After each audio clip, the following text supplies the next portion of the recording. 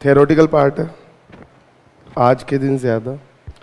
कल हम लोगों ने टैरिफ के बारे में पढ़ा था, अलग अलग तरह की टैरिफ देखा था, क्यों टैरिफ लगाते, काय के लिए लगाते, ये सब कुछ आज हम लोग देखेंगे। कितने तरह की रहती, लेकिन कल हमने देखा था, याद होगा आपको, फॉर्म्स ऑफ इंपोर्ट टैरिफ। और सिर्फ इंपोर्ट देखा था, एक्सपोर्ट की बात करी ही नहीं थी। ठीक है, दो चीज़ें रहती है इकोनॉमी में, एक इंपोर्ट रहता है, एक एक्सपोर्ट रहता है। चले, टैरिफ का इफेक्ट क्या होता है सोच के बताओ। ये जो टैरिफ लगाया है इंपोर्ट टैरिफ, इसका इफेक्ट क्या होगा। दोनों इफेक्ट की बात कर रहा हूं मैं, एडवांटेज और डिसएडवांटेज। यहाँ जो इफेक्ट ऑफ टैरिफ है ना, इसमें एडवांटेज भी लिखे हैं और डिसएडवांटेज भी लिखे हैं, दोनों है, advantages as well as disadvantages. बोलो।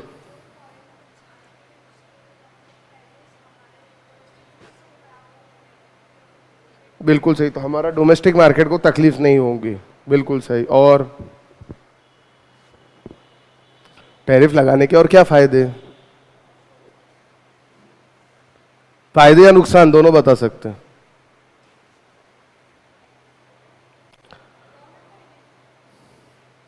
गवर्नमेंट को रेवेन्यू मिलेगा, हाँ सही है ना, बिल्कुल सही है।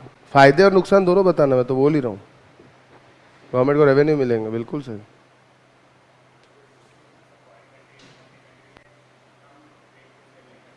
कम रेट पे सेल नहीं कर पाएंगा, वो तो बोल दिया, क्योंकि डोमेस्टिक कंपनीज कॉम्पिटिटिव हो जाएंगी, मतलब कोई प्रॉब्लम नहीं जाएगी। और फॉरेन, बिल्कुल सही, रिलेशन बिगड़ सकते हैं अगर ज़्यादा टैरिफ लगा दिया, जैसे अभी ट्रम्प और चाइना, वो अमेरिका चाइना चल रहा है, ट्रेड वॉर होने के चांसेस है।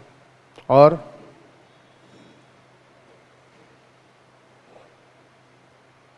बस इतना ही। चलो देखते हैं। सबसे पहला, टैरिफ बैरियर के कारण ट्रेड कम होती कि नहीं होती कि बढ़ती है। बैरियर जितने ज़्यादा लगाएंगे उतनी ट्रेड कम होगी। पहले पॉइंट में वही लिखा है, it create obstacles to trade, decrease the volume of import and export, therefore of international trade, इससे इंटरनेशनल ट्रेड कम होती है।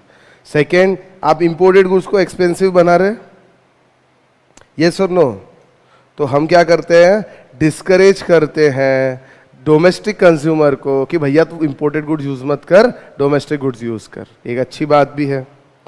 Tariff encourage consumption and production of domestically produce goods, import substitute, यानी इंपोर्ट करने के अलावा क्या हो सकता है वो यूज करो, ठीक है, एंड दस प्रोटेक्ट डोमेस्टिक इंडस्ट्रीज।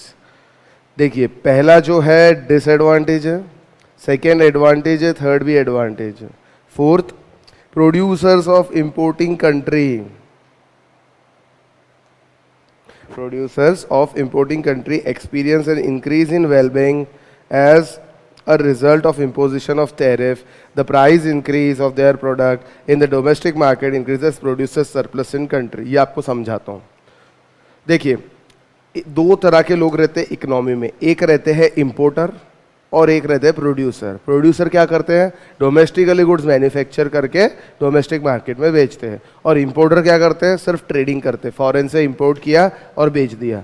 क्या ऐसे प्रोड्यूसर और ऐसे इंपोर्टर के बीच में कंपटीशन हो सकता है कि नहीं हो सकता?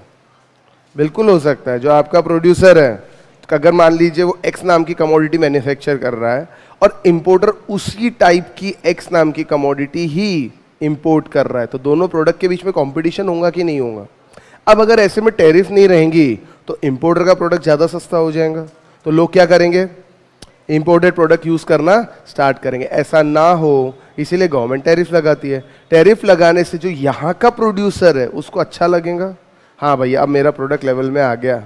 या ऐसा भी बोल सकते इंपोर्टेड गुड्स महंगा हो जाएगा टैरिफ लगाने से, और अगर उसके रेट थोड़े कम होंगे तो वो अपने रेट इंपोर्टेड तक बढ़ा देगा, उसको शायद प्रॉफिट भी थोड़ा ज़्यादा हो जाए।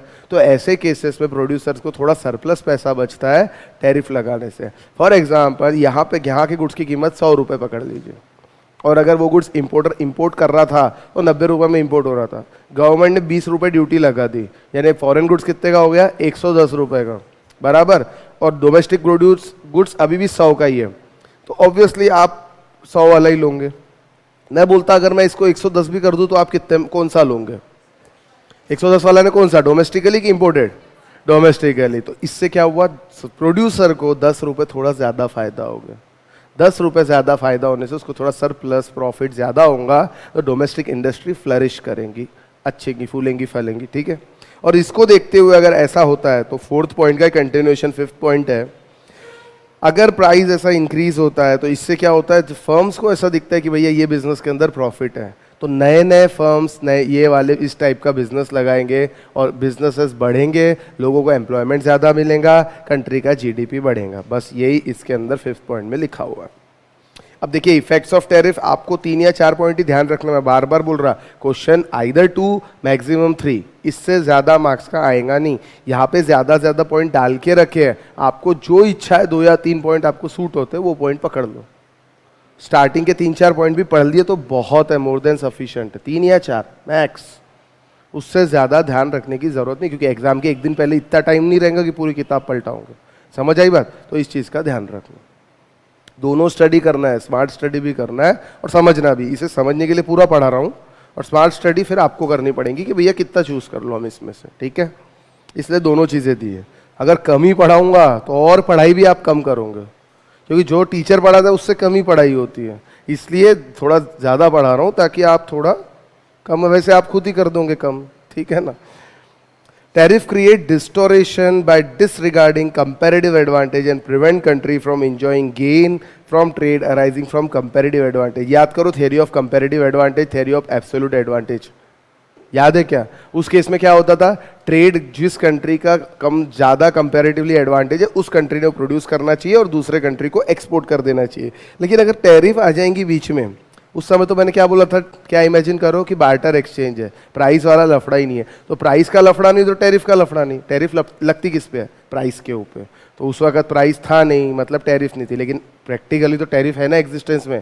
तो टैरिफ रहने के कारण ये कंपेरेटिव एडवांटेज वाली जो थेरी है ये फेल हो जाती है, और जिस कंट्री को एडवांटेज पर्टिकुलर कमोडिटी में ज़्यादा है वो ज़्यादा बना के एक्सपोर्ट नहीं कर पाता, तो इससे ट्रेड डिस्टोरेशंस क्रिएट होते हैं। 7th पॉइंट है, गवर्नमेंट का रेवेन्यू बढ़ता, आप लोगों ने बोला ही था, tariff increases the government revenue of the importing country. जैसे हमारे यहाँ इंपोर्ट पे बहुत बड़ी ड्यूटी, बहुत ज़्यादा हम इंपोर्ट पे डिपेंडेंट है, तो हमारे यहाँ पे कंट्री में इंपोर्ट से रेवेन्यू बहुत ज़्यादा है, ठीक है? समझ आया इफेक्ट्स ऑफ टैरिफ? अभी हम लोगों ने पता है क्या पढ़ा है? अभी हम लोगों ने सिर्फ इतना पढ़ा है कि टैरिफ मेजर का इफेक्ट क्या होता है, किस पे? ट्रेड पे, इंपोर्ट एक्सपोर्ट। एक्सपोर्ट तो पढ़ा ही नहीं, इंपोर्ट की बात करी। टैरिफ मतलब ड्यूटी लगाना, कुछ तो भी रेट से टैक्स लगाना। तो शायद सिर्फ टैरिफ ही एक रास्ता है कि बिना टैरिफ के अलावा भी और भी रास्ते ट्रेड इंपोर्ट रोकने के या इंपोर्ट कम करने के? और भी रास्ते होंगे कि सिर्फ टैरिफ ही रास्ता है, उसको महंगा कर दो? और भी रास्ते हैं। तो अब जो हम रास्ते देखने वाले ना वो नॉन टैरिफ मेजर्स हैं, पूरे के पूरे टैरिफ के अलावा।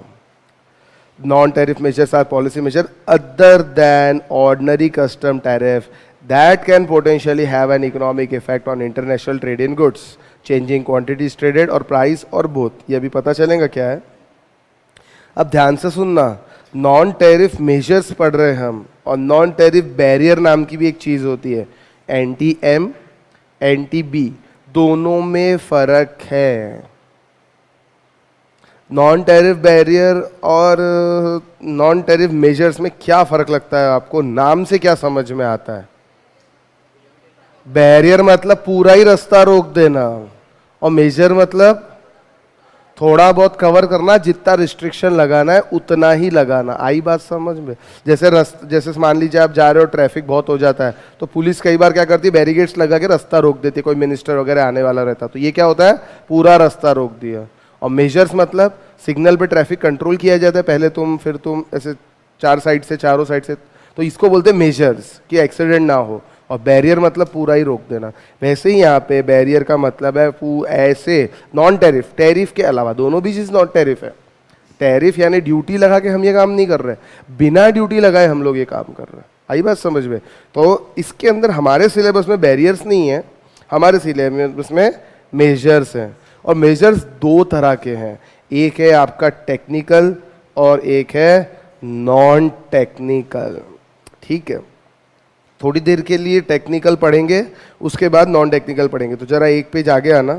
टेक्निकल मेजर्स के अंदर दिया है आपके 2 पार्ट, एक है सैनिटरी एंड फाइटोसैनिटरी मेजर्स और उसके बाद है टेक्निकल बैरियर्स टू ट्रेड। आई बात समझ में? 2 चीज़ है टेक्निकल मेजर्स के अंदर। इसके पहले थोड़ा सा इसका बेसिक पार्ट पढ़ लेते हैं, ठीक है? चलिए, technical measures refers to product specific properties such as characteristics of the product, technical specification of the product, आपके production process. These measures are intended for ensuring quality, food safety, environmental protection, national security and protection of animal and plant health. इसका example देता हूँ. आपको मालूम होगा USA के अंदर काफ़ी सारी ड्रग्स नहीं चलती. जो इंडिया में मेडिसिन चलती है वो यूएसए में नहीं चलती. इसका रीज़न क्या? हम लोग जो मेडिसिन खाते हैं यूएसए वाले ने उसको बैन करके रखा है. कॉम्बीफ्लाम नाम की टैबलेट हम यूज़ करते हैं, उसको बैन करके रखा है. नाइस नाम की टैबलेट दर्द के लिए हम यूज़ करते हैं, उसको बैन करके रखा है उन लोगों ने, और हम तो यूज़ कर रहे हैं. What is the reason? हमारे यहाँ की कंट्री वहाँ बेच ही नहीं सकती. वहाँ के एफडीए कुछ ज़्यादा स्ट्रिक्ट है. Food and drug and authority जो वहाँ है ना, कुछ ज़्यादा स्ट्रिक्ट नहीं, वो सही है. कैसे? जो हम खा रहे हैं वो गलत खा रहे हैं ये मालूम है. वहाँ पे इतने ज़्यादा टेक्निकल बैरियर लगा के रखे हैं कि आपकी जो प्रोडक्ट है इसमें ऐसा होना चाहिए, ये नहीं होना चाहिए, ये होना चाहिए, ये होना चाहिए, ये नहीं होना चाहिए. पूरे एक एक चीज़ें वो पूरे ड्रग का पोस्टमार्टम करेंगे. अगर उनको ठीक लगेंगी तो ही अप्रूव करेंगे, नहीं तो नहीं करेंगे. इस केस में ज़्यादातर इंडियन कंपनीज फेल हो जाती है इस टाइप के टेस्ट के अंदर. तो ये टेक्निकल बैरियर हुआ कि नहीं हुआ? भैया ना रहेगा बास ना बजेगी बांसुरी. उन्होंने इतना ज़्यादा रिस्ट्रिक्शन लगा के रखा है कि आप उसको कंप्लाई नहीं कर पाते, और कंप्लाई नहीं कर पाए तो टैरिफ का तो सवाल ही नहीं उठता ना. टैरिफ की तो बात ही नहीं कर रहे हम. टेक्निकल चीज़ों में, छोटी छोटी चीज़ों में टेक्निकलिटीज़ डाल दी. पोटेशियम कम होना चाहिए, ये कम होना चाहिए, इसमें इतना ये नहीं चाहिए, वो नहीं चाहिए. बहुत सारी चीज़ें रहती हैं ना, केमिकल्स रहते हैं, तो उसके ऊपर रिस्ट्रिक्शन उनके एफडीए के रूल्स के हिसाब से अगर प्रोडक्ट रहता है तो अलाउ करते हैं, नहीं तो इम्पोर्ट अलाउ नहीं करते. इसको बोलते हैं टेक्निकल मेजर्स. डिटेल में पढ़ेंगे हम. तो नॉन टेक्निकल क्या हुआ फिर? नॉन टेक्निकल क्या हुआ? उसके अंदर बची सारी चीजें आ जाती है. टेक्निकल तो आपको बता दिया, एक एक बारीक से बारीक चीज प्रोडक्ट से रिलेटेड. और इसके अलावा जो भी मेजर्स रहते हैं टैरिफ के अलावा, अभी जितने भी पढ़ रहे दोस्तों, बार बार नहीं बोलूंगा, हम सब पढ़ रहे टैरिफ के अलावा वाले मेजर्स, कि टैरिफ के अलावा और क्या क्या हो सकता है कि कस्टम ड्यूटी या सॉरी इंपोर्ट को रोका जा सके टैरिफ के अलावा. ठीक है, तो इसके अंदर आते हैं नॉन टेक्निकल में shipping requirement, custom formalities, trade rules, taxation policy etcetera. एक एग्जांपल उठाता हूं मैं कस्टम फॉर्मेलिटीज का. कस्टम फॉर्मेलिटी क्या होता है? जब भी गुड्स कस्टम पोर्ट पे आते हैं उसको क्लियर कराने के लिए फॉर्मेलिटीज करनी पड़ेंगी, नहीं कागज वगैरह सब. अगर ये फॉर्मेलिटी एकदम हरास करने वाली रही, पहले इधर जा फिर इधर जा फिर इधर जा फिर इधर जा, सिंगल विंडो सिस्टम नहीं है, तो क्या होगा? इंपोर्टर गुड्स अगले बार से कान पकड़ लेगा, वो बुलाएगा नहीं. ठीक है, तो ये कौन से बैरियर हो गए? हमने ड्यूटी लगाई क्या? नहीं, क्योंकि उसको इतना परेशान कर दिया कि अगले बार वो हमारे पास आए ही नहीं. जैसे पुलिस के पास जाने के पहले अपन लोग 2 बार सोचते, 3 बार सोचते. यस और नो? क्यों? परेशान कर देते वो लोग. यस और नो? आप एफआईआर लिखाने जाओ, आप खुद ही परेशान हो जाओगे. ठीक है, इसीलिए ये होता है नॉन टेक्निकल. अब इसके अंदर दो है, एक हार्ड मेजर है, एक थ्रेट मेजर्स है. दो है, और एक अदर है. हार्ड मेजर मतलब price and quality quantity control measures. Second है थ्रेट मेजर. थ्रेट यानी वो आपका एंटी डंपिंग और सेफगार्ड ड्यूटी, काउंटर वेलिंग ड्यूटी, कल अपन ने पढ़ा था, याद होगा. ये सब डिटेल में पढ़ेंगे, रुक जाओ अभी. Other measures such as trade related finance and investment measures. ये क्या होता है ये भी आपको बताऊंगा. इसके अंदर ऐसा रहता है कि भैया अगर आपको, जैसे आपको मालूम होगा इंडिया में एफडीआई अलाउड अभी अभी गवर्नमेंट ने किया है, लेकिन पहले एफडीआई हर सेक्टर में अलाउड नहीं थी, और थी भी तो 51% तक की एफडीआई या 49% इन्वेस्टमेंट ही अलाउड था. इसको बोलते हैं इन्वेस्टमेंट रिलेटेड मेजर. यानी कोई हमारे कंट्री में आके बिजनेस करना चाह रहा है, और अगर हम उसको 100% एफडीआई अलाउ कर देंगे तो पूरा बिजनेस अपने हिसाब से चलाएगा. और अगर हमने 49% ही एफडीआई अलाउ किया कोई सेक्टर में, तो उसको क्या करना पड़ेगा? 51% के लिए कोई इंडियन आदमी को ढूंढना पड़ेगा, इंडियन कंपनी को ढूंढना पड़ेगा. तो इससे हमारी इंडियन कंपनी का भी फायदा होगा, वो भी आगे बढ़ेगा और उसका भी फायदा होगा. 1990s में जब एलपीजी पॉलिसी आई थी, तब ऑटोमोबाइल सेक्टर में डॉक्टर मनमोहन सिंह ने 49% एफडीआई अलाउ किया था. तो एक कंपनी बन गई थी, हीरो नाम की कंपनी साइकिल्स बनाती थी, होंडा नाम की कंपनी के पास टेक्नोलॉजी थी मोटरसाइकिल्स की, टू व्हीलर्स की, बट वो पूरा तरीके से आप बिजनेस स्टार्ट नहीं कर सकते थे. इसीलिए जॉइंट वेंचर हुआ, दोनों का कोलैबोरेशन हुआ हीरो होंडा नाम से. और आज जब ऑटोमोबाइल सेक्टर में 100% एफडीआई काफ़ी साल पहले अलाउ कर दिया था डॉक्टर मनमोहन सिंह ने, तो होंडा ने अपने प्रोडक्ट अलग लॉन्च करना स्टार्ट किया. Activa was the first model. 1999 के अंदर ऐसा हुआ था कि 100% एफडीआई अलाउ कर दिया था, तो होंडा ने अपना स्टार्ट कर दिया, हीरो ने भी अपना स्टार्ट कर दिया। लेकिन हीरो को क्या फायदा हुआ? जिसको सिर्फ साइकिल बनाना आता था वो गाड़ी बनाना सीख गया। हीरो के साइकिल्स ही आते थे, लेकिन उनको टेक्नोलॉजी समझ गई और उन्होंने भी गाड़ी बनाना स्टार्ट कर दिया। आज हीरो की भी गाड़ियां आ रही है बहुत सारी, यस और नो? आई बात समझ? तो ये फायदा होता है, एक इंडियन इंडस्ट्री जो सिर्फ साइकिल बनाती थी वो गाड़ियां भी बनाने लग गई, तो इट्स बेटर नो। तो ये होते हैं finance related, investment related measures, ठीक है। और भी बहुत सारे हैं, लेकिन ये बात हम बाद में देखेंगे, पहले हम डिटेल पढ़ते हैं।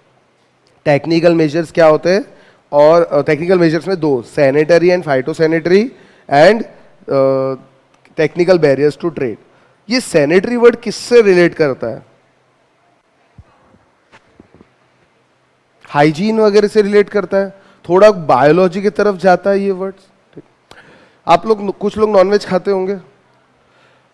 बर्ड फ्लू नाम का एक चिकन के अंदर एक प्रॉब्लम आती थी, क्या बोलते उसको? फ्लू नहीं, स्वाइन फ्लू नहीं, वो जो चिकन्स रहते थे, जो मुर्गियां रहती थी, वो अफेक्ट हो जाती थी, और अगर वो खा लेते थे तो आपको बर्ड फ्लू हो जाता था। ऐसा सुना आप लोगों ने कभी?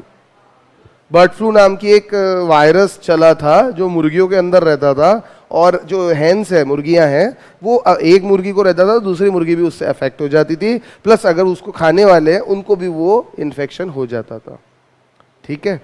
अगर ऐसे केस में कुछ कुछ कंट्रीज में हैंस इंपोर्ट की जाती होंगी, यस और नो, तो ये कौन से मेजर्स हो गए? वो हैंस को पूरा चेक करना जरूरी है कि नहीं है? अगर एक कंट्री के अंदर वो प्रॉब्लम है और आपने मुर्गियों का इंपोर्ट किया और वो चेक ही नहीं किया, तो आपके कंट्री में भी प्रॉब्लम आएंगी कि नहीं आएंगी? यस और नो? इसको बोलते हैं सैनिटरी, फाइटोसैनिटरी। तो इसमें बहुत सारी चीजें आती है, अलग अलग तरह के प्रोडक्ट्स आते हैं, मिल्क, जितने भी जनरली फूड वगैरह के प्रोडक्ट्स है ना, वो इसके अंदर आ जाते हैं। उनकी टेक्निकल क्वालिफिकेशन, सॉरी टेक्निकल चीज़ें इतनी ज़्यादा स्पेसिफिक रहती है यूएस एफडीए की, और इतनी ज़्यादा कॉम्प्लिकेटेड रहती है कि उसको फुलफिल करना हर आदमी के बस का नहीं रहता। तो ये एक तरह से बैरियर लगाता है। पढ़ते एक बार। Sanitary and phytosanitary measures are applied to protect human, animal और plant life from risk arising from additives, pest, contaminants, toxins और disease causing organism, and to protect the biodiversity. Biology से रिलेटेड है पूरा के पूरा। दिस इंक्लूड बैन और prohibition, या तो कंप्लीट बैन लगा देना या उनको रोकना आने से, किसको? Import of certain goods. All measures governing quality, hygiene requirements, production process and associated compliance assessment. For example, prohibition of import of poultry from countries affected by avian flu, meat and poultry processing standards to reduce pathogens, residue limits for pesticides in food, etc. कुछ साल पहले जो Cadbury की chocolate थी उसके अंदर छोटे छोटे जर्म्स मिले थे, उसके बाद रातों रात कैडबरी ने क्या किया? तो वो जर्म्स लगे क्यों? क्योंकि हर शॉप पे जहाँ कैडबरी बिकती है वहाँ रेफ्रिजरेटर नहीं था। आजकल कैडबरी का रेफ्रिजरेटर आता है, आप लोगों ने देखा होगा, लेकिन उस समय नहीं आता था। रातों रात कैडबरी ने पूरे इंडिया के लिए वो रेफ्रिजरेटर्स खरीद के शॉपकीपर्स को सप्लाई किया, ताकि भैया आप इसको रेफ्रिजरेटर में रखो ताकि ये चीज़ ख़राब नहीं हो। अमेरिका में ऐसा हो जाएगा, अगर उनको पता चलेगा तो कैडबरी का एक बार का इम्पोर्ट ही बैन कर देंगे वो लोग। क्यों ऐसा? क्योंकि क्वालिटी के अंदर कॉम्प्रोमाइज़ वो लोग नहीं चाहते। मतलब ये सब सैनिटरी मेजर्स हो गए। आई बात समझ? क्लियर है? इसके बाद आते टेक्निकल बैरियर। ये क्या होता है? ये टेक्निकल बैरियर यानी क्वालिटी चेक करना। क्वालिटी चेक इतना ज़्यादा टाइट करना कि सामने वाला इतना परेशान हो जाए कि वो बेचे ही नहीं। क्वालिटी चेक इतना ज़्यादा टाइट करना कि सामने वाला बहुत परेशान हो जाए, ठीक है। Technical barriers to trade covers both food and non food traded products, refer to mandatory standard. Food यानी खाने की चीज़, बची चीज़ें भी, नॉन फूड आइटम्स भी इसके अंदर आ जाते हैं। कैसे? देखते हैं। Mandatory standards such as technical regulation that define specific characteristics that a product should have, such as size, shape, design, labeling, making, packaging, functionality or performance and production method, excluding measures covered by SPS agreement. आपको मालूम है जब अपनी car design होती है, two wheeler design होती है, तो डॉक्टर्स का एक पैनल भी साथ में बैठता है। जैसे टू व्हीलर आप चला रहे हो, उसके जो सस्पेंशन रहते हैं, और आप हैंडल थोड़ा ऐसे करो कि ऐसे करो, आपकी कमर पे इफेक्ट आता है रीढ़ की हड्डी के ऊपर। तो जब सारे डॉक्टर्स और पूरी एक टीम रहती है, वो साथ में बैठने के बाद ही वो डिज़ाइन पास की जाती है कि भैया ये डिज़ाइन अगर अप्रूव करते हैं तो इससे रीढ़ की हड्डी पे क्या असर आएगा। तभी भी आप देखोगे मारुति की कार उतनी कंफर्टेबल नहीं रहती, लेकिन मर्सिडीज बहुत कंफर्टेबल रहती है। आप बैठोगे तो आपको थकान महसूस नहीं होगी।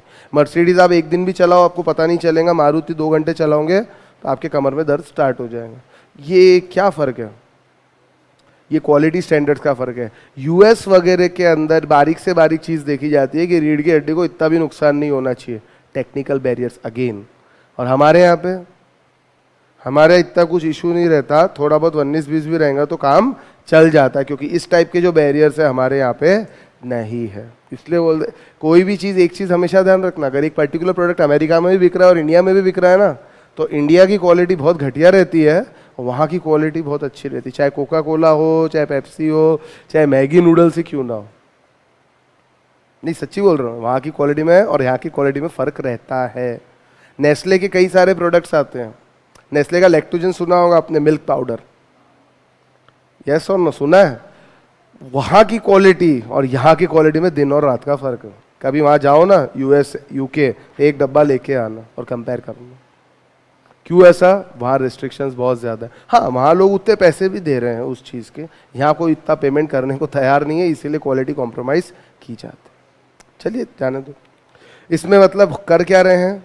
The specific procedures used to check whether the product is really conforming to the requirement, conformity with the assessment procedure, example testing, inspection, certification, are also covered in TBT. TBT यानी technical barriers to trade.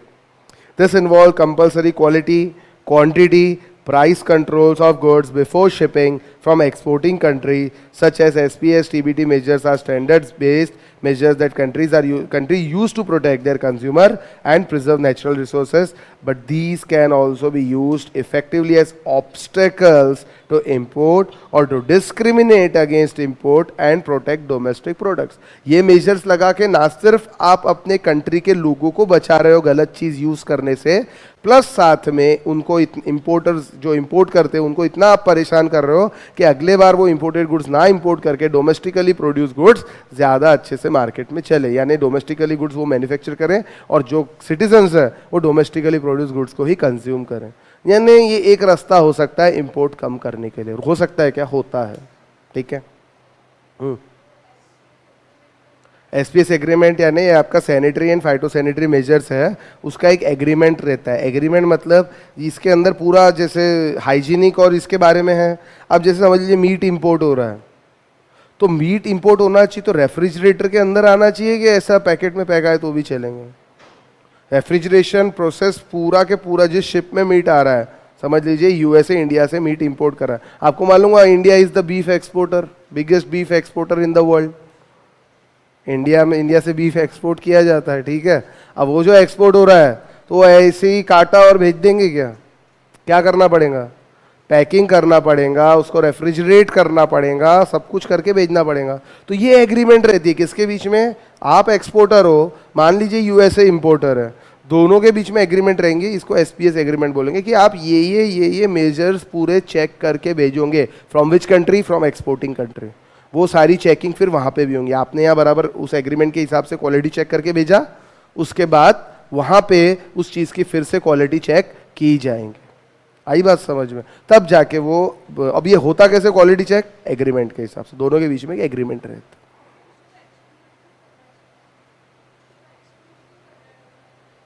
Exclude किसको? मत समझा नहीं मैं। कहाँ लिखा है?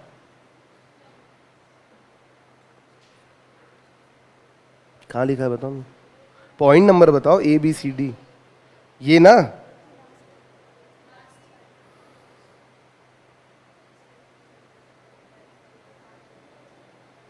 एक सेकंड, कहाँ ये बोल रहे क्या आप? हाँ, तो जो मेजर्स एक्सपीएस एग्रीमेंट में कवर नहीं रहेंगे वो प्रोडक्ट को हम लोग नहीं भूलेंगे। मतलब वो चीज़ें ही देखेंगे जो उसके अंदर है, और वो चीज़ें नहीं देखेंगे, मतलब एक्सक्लूडिंग द मेजर्स, उनको नहीं देखेंगे हम जो एसपीएस एग्रीमेंट में कवर्ड नहीं है या उसमें कवर्ड है, वो चीज़ें हम नहीं देखेंगे। ये कहना चाह रहा हूँ, यानी जितना उस एग्रीमेंट में क्वालिटी चेक लिखा है उतना हमको करना है, ये मतलब है उसका।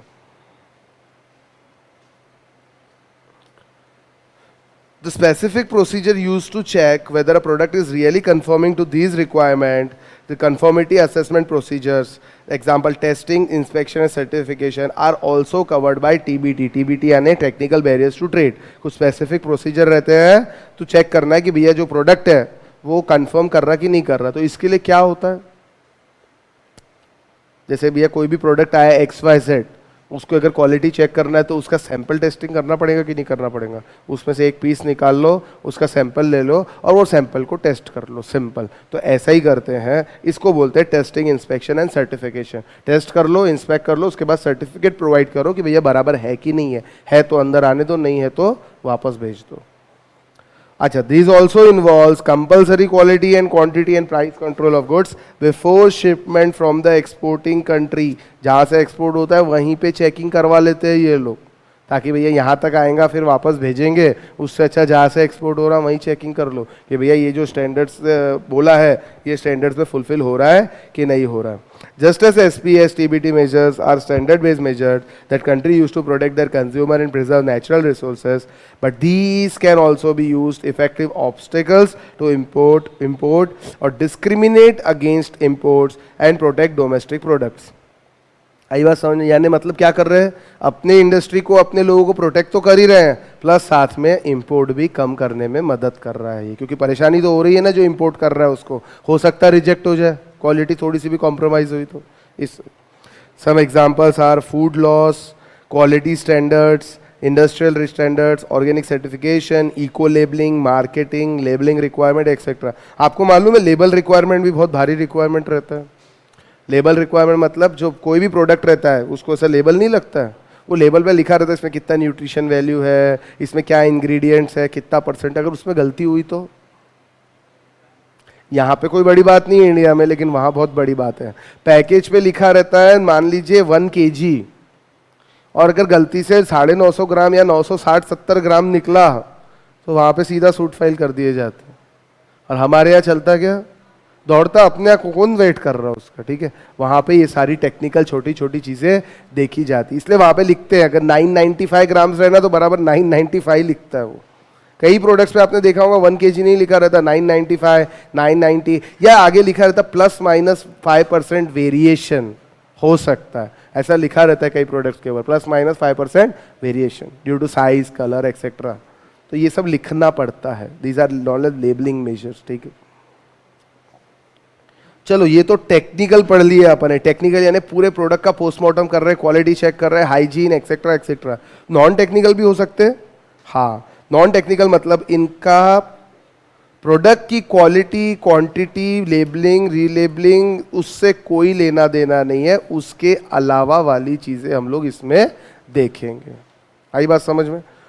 तो कौन कौन से रहते वो, बहुत सारे हैं. Import quotas, price control measure, non automatic licensing, financial measures, measures affecting competition, government procurement policy, trade related measures, distribution restriction, restriction on postal service, administrative, rules of origin, safeguard और एम्बार्गोस. अभी एक एक अगर पूरा पढ़ते रहेंगे तो शायद आप लोग सो जाओगे. मैं आपको डिटेल में एक एक में क्या क्या है ये पहले आपको विद, और सब में एग्जाम्पल लिखा हुआ है. ये जितनी भी चीजें है ना सबके अंदर विथ एग्जाम्पल है. दैट मीन्स ये देख लो, यहाँ पे भी एग्जाम्पल है, यहाँ पे भी एग्जाम्पल है, यहाँ पे भी एग्जाम्पल है, यहाँ पे भी एग्जाम्पल है. मतलब अगर आप एग्जाम्पल पढ़ोगे तो आपको सब कुछ समझ में आ जाएगा. जो मैं बोलने वाला हूँ एग्जाम्पल वो मैंने छाप के दिया है. आई बात समझ में. तो आप लोगों को खुद से पढ़ते वक्त भी प्रॉब्लम नहीं जाएंगी, चीज़ समझ में नहीं आएंगी तो सिंपल एग्जाम्पल देख सकते. ठीक है, तो चलिए हम लोग एक एक पढ़ते हैं. Following are the most commonly use practice measures in respect of imports. अब थोड़ा सा ये चैप्टर जो है बोरिंग है, मतलब थोड़ा सा, ज़्यादा नहीं, अभी थोड़ी देर झेल लो, क्या करेंगे, थेरोटिकल पार्ट है. फिर भी मैं कोशिश करता हूँ जितना ज़्यादा इंटरेस्टिंग कर सके. ठीक है, हाँ क्या क्या बताया था ना आप लोगों को, चंदा कोचर का आप लोगों को नहीं बताया गया. तो अभी अब अचानक चंदा कोचर कैसे याद आ गई, पहले ये बताओ. ठीक है, 15-20 मिनट बाद जब नींद ज्यादा आने लगेंगी उस वक्त बताता हूँ. ठीक है, बता देता, सुन लो आप. हाँ, पूरा लिखा हुआ मैंने, अप्रैल बैच को बताया था मैंने, पूरा चार स्लाइड का एक लिखा था मैंने वहाँ पे, बहुत बड़ा लंबा फ्रॉड है। चलो जाने दो, देखो पहले प्लीज ये कंप्लीट कर लेते यूनिट, उसके बाद तब तक थोड़ी नींद आपकी बढ़ जाएंगी। ये यूनिट कंप्लीट करने को अपने को आधे घंटे से ज्यादा नहीं लगेगा, ये कंप्लीट करने के बाद बताता हूँ, ठीक है। चलिए, चंदा कोचर जानना है आपको, वाह। चलिए, इंपोर्ट कोटा। इंपोर्ट कोटा क्या होता है, नाम से क्या समझ में आता, बताओ। क्वांटिटी कोटा होगा कि क्वालिटी होगा? सर क्वालिटी तो अभी टेक्निकल में पढ़ते हुए आ रहे हैं ना, ये है क्वांटिटी, कि इससे ज्यादा इंपोर्ट नहीं कर सकते। तो इसमें दो तरह के रहते हैं, एक absolute Kota of permanent nature और दूसरा टैरिफ रेट कोटा। मतलब क्या हुआ, दो चीज। एब्सोल्यूट कोटा, ये कंट्री से आप इतने ज्यादा क्वांटिटी से ज्यादा आप इंपोर्ट कर ही नहीं सकते, ये रिस्ट्रिक्शन लगा सकती गवर्नमेंट। हाँ बिल्कुल लगा सकती। फॉर एग्जाम्पल, सीधा एग्जाम्पल देखो, ज्यादा अच्छे समझ में आएगा। 1000 tons of fish import of which takes place any time of the year from any country। मतलब इसका क्या हुआ, आपके गवर्नमेंट ने रिस्ट्रिक्शन लगा दिया कि आप वर्ल्ड से किसी भी कंट्री से साल भर के अंदर 1000 टन से ज्यादा फिश इंपोर्ट नहीं कर सकते। यानी आपको कितने रुपए का कोटा, कितने क्वांटिटी का कोटा दिया हुआ है, 1000 टन, यानी आप 1000 टन से ज्यादा इंपोर्ट नहीं कर सकते। इसको बोलते हैं absolute Kota of permanent nature. इसके बाद एक और चीज आती है टैरिफ कोटा। टैरिफ कोटा पता है क्या होता है, दो चीजें आती है इसके अंदर, कि अगर आप 1000 टन तक इंपोर्ट करोगे तो 10% ही टैरिफ लगेगा, लेकिन अगर आप 1000 से ज्यादा इंपोर्ट करोगे तो 20% टैरिफ लग जाएगा। इसको बोलते हैं tariff rate Kota.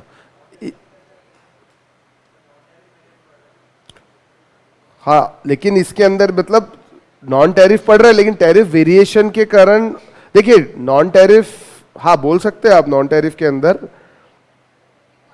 Sorry quantity origination की बात में बात कर रहा है ना। टैरिफ लगाया लेकिन क्वांटिटी कोटा तो है ना, ये टैरिफ तो देखिए लग भी रही है लेकिन क्वांटिटी के हिसाब से लग रही है। भले ही नॉन टैरिफ है लेकिन क्वांटिटी के हिसाब से चेंज किया है। जैसे 1000 टन तक इतना और उसके बाद इतना, टैरिफ तो लगेंगी, टैरिफ तो ऊपर भी लग रही थी, लेकिन रिस्ट्रिक्शन दिया था कि आप इससे ज्यादा इंपोर्ट ही नहीं कर सकते। तो ये होता है, ये मतलब दोनों चीजें आप बोल सकते हैं यहाँ पे आ रही है। नॉन टेक्निकल बैरियर में दोनों चीजें ली जा रही है, ठीक है। हाँ, इसके अंदर एक चीज और ये है कि कई बार टैरिफ रेट कोटास के अंदर इंपोर्ट लाइसेंस दिए जाते हैं। इंपोर्ट लाइसेंस मतलब किसी पर्टिकुलर कंट्री से आप इस क्वांटिटी से ज्यादा इंपोर्ट नहीं कर सकते, किसी भी पर्टिकुलर कंट्री से। जैसे मान लीजिए आपको टोटल लाइसेंस दिया है 1000 टन्स का, तो भैया ए कंट्री से 750 से ज्यादा इंपोर्ट नहीं कर सकते, बी कंट्री से 250 से ज्यादा इंपोर्ट नहीं कर सकते। ऐसा भी चीजें इसके अंदर आती है, यहाँ लिखा भी है, a quota of when country allocation is specified fixed volume of value of product must originate from one or more countries. For example, a quota of 1000 tons of fish that can be imported anytime during the year, but where 750 tons must originate in country A and 250 tons must originate in country B. In addition, these are seasonal quotas and temporary quota. See, there are कुछ seasonal quota समझता है आपको, particular season के अंदर इतना import करना allowed है। For example अप्रैल से लेके जून महीने में थोड़ा इंपोर्ट क्वांटिटी बढ़ा देंगे सीजन अगर आ रहा है तो। और उसके अलावा ये टेम्पररी कोटा भी रहता है। जैसे मान लीजिए कंट्री के अंदर शॉर्टेज हो गई किसी चीज़ की, जैसे रिसेंटली हमारे कंट्री में दाल की शॉर्टेजेस है, तो दाल का प्राइस नहीं बढ़े तो गवर्नमेंट क्या करती है, इम्पोर्ट से सारे टेक्निकल बैरियर हो या क्वालिटी बैरियर हो सब हटा देती है। इससे क्या होता है, लोग फ्रीली दाल को इंपोर्ट कर सकते हैं। इसको बोलते हैं टेम्पररी कोटा। और अगर यहाँ पे ही दाल के अबंडेंट क्वांटिटी में है तो इंपोर्ट रोकना पड़ेगा। इंपोर्ट रोकने के लिए क्या करेंगे, टेम्पररी कोटा लगा देंगे कि हर आदमी इससे या तो पूरा इंपोर्ट बैन कर देंगे या टेम्पररी कोटा लगा देंगे। क्योंकि इंपोर्ट अगर बैन नहीं करे, इंपोर्ट ज्यादा होगा तो डोमेस्टिक इंडस्ट्री को तकलीफ होगी। और ये इसको पता है क्या बोलते हैं, जैसे मान लीजिए मुझे भी कोटा मिला है 1000 क्वांटिटी का, आपको भी कोटा मिला है 1000 क्वांटिटी का। अब मेरा इतना बड़ा बिजनेस ही नहीं, लेकिन मैंने कोटा सैंक्शन करा के रख लिया, और आपका बिजनेस बहुत बड़ा है, तो क्या आप मेरे से कोटा ले सकते हो अपना? मुझे 1000 यूनिट्स का कोटा दिया, आपको 1000 यूनिट्स का कोटा दिया, ठीक है। आपने 1500 टन इंपोर्ट कर लिया, 1500 यूनिट्स इंपोर्ट कर लिए, और मैंने 500 यूनिट इंपोर्ट किए, तो क्या मैं अपने 500 यूनिट आपको दे सकता हूँ, ट्रांसफर कर सकता हूँ? फ्री में ट्रांसफर करूंगा क्या? पैसा लूंगा मैं, कोटा रेंट नाम की चीज आपसे चार्ज करूंगा और आपको दूंगा। तो आपको कोई प्रॉब्लम होगी नहीं। These quota rents can be traded, इसको ट्रेडिंग की जा सकती है, ठीक है। प्राइस कंट्रोल मेजर क्या होता है? आपने जीएसटी पढ़ा है, जीएसटी के अंदर वैल्यूएशन नाम की चीज पढ़ी है क्या?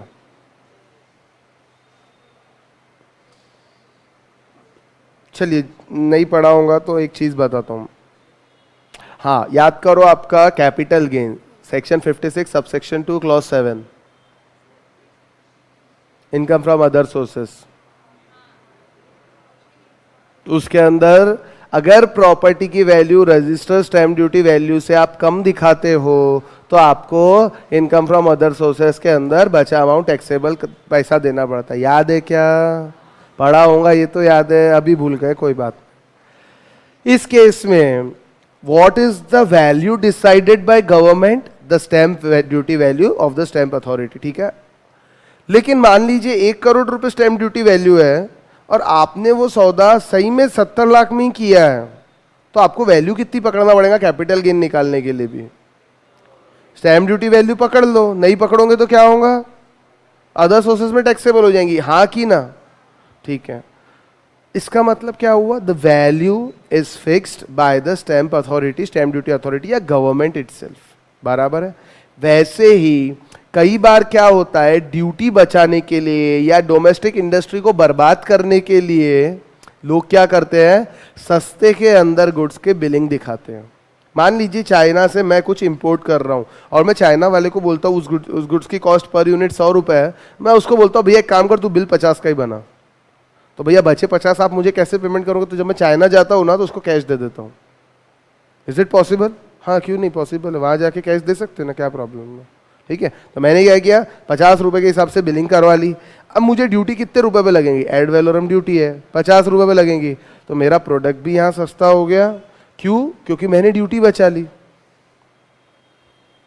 समझे नहीं शायद आप लोग, इधर देखो।